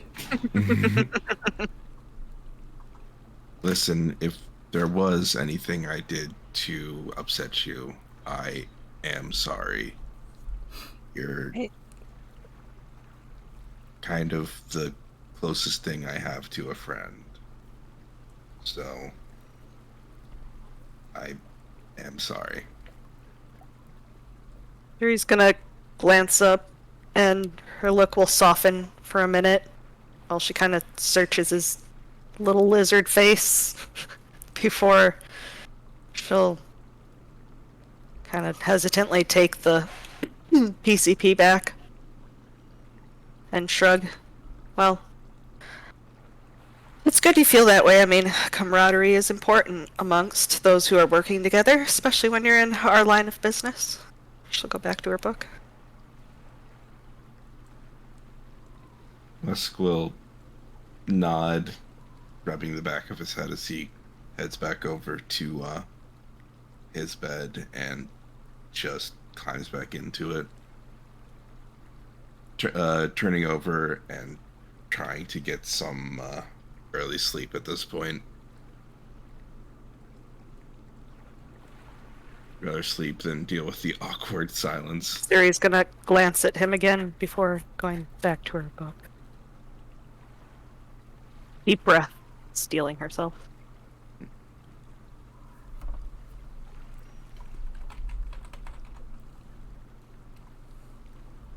If she has time to finish the book, she'll go ahead and do it, and then probably head to sleep.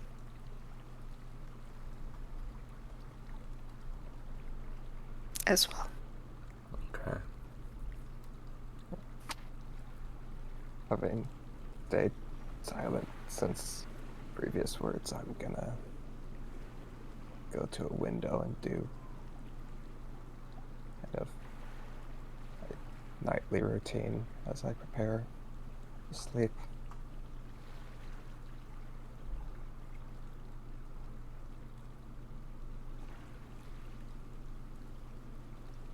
All right. We'll go ahead and wrap it up there for the night because we are way overdue. Yep, I am exhausted. Yeah, we're way over. Yeah. All right. Any last thoughts? Any last actions? It's hard to play Mad Ziri. I just want to be nice to the little lizard dude. I know what they said, Ziri. They're not that bad.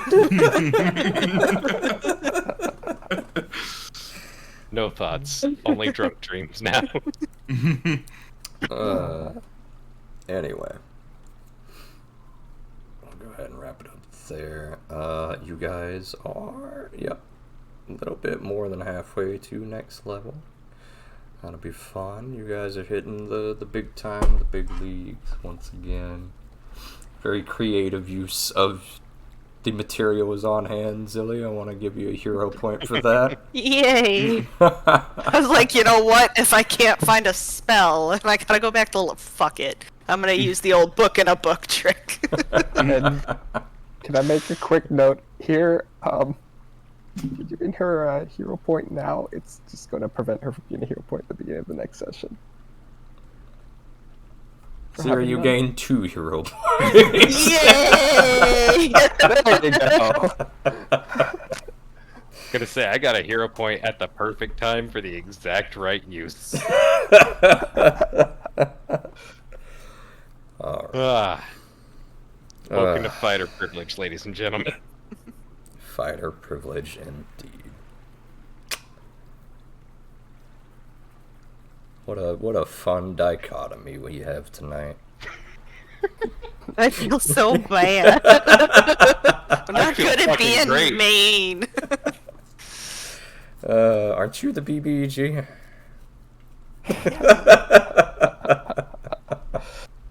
Is she? You tell me. I have no power here. I'm just the voice of the narrator. Alright, we will head back to the landing page for everybody so that we can wrap it up for the night. Hope everyone had fun. Hope everyone enjoyed Lethal Company earlier. So that was the whole thing. Oh, that was a great time all around. Our first Hardbone map was interesting, It sure was. but enough about that. We will wrap up Pathfinder. Say goodbye, everybody. Have a good night, everybody. Bye.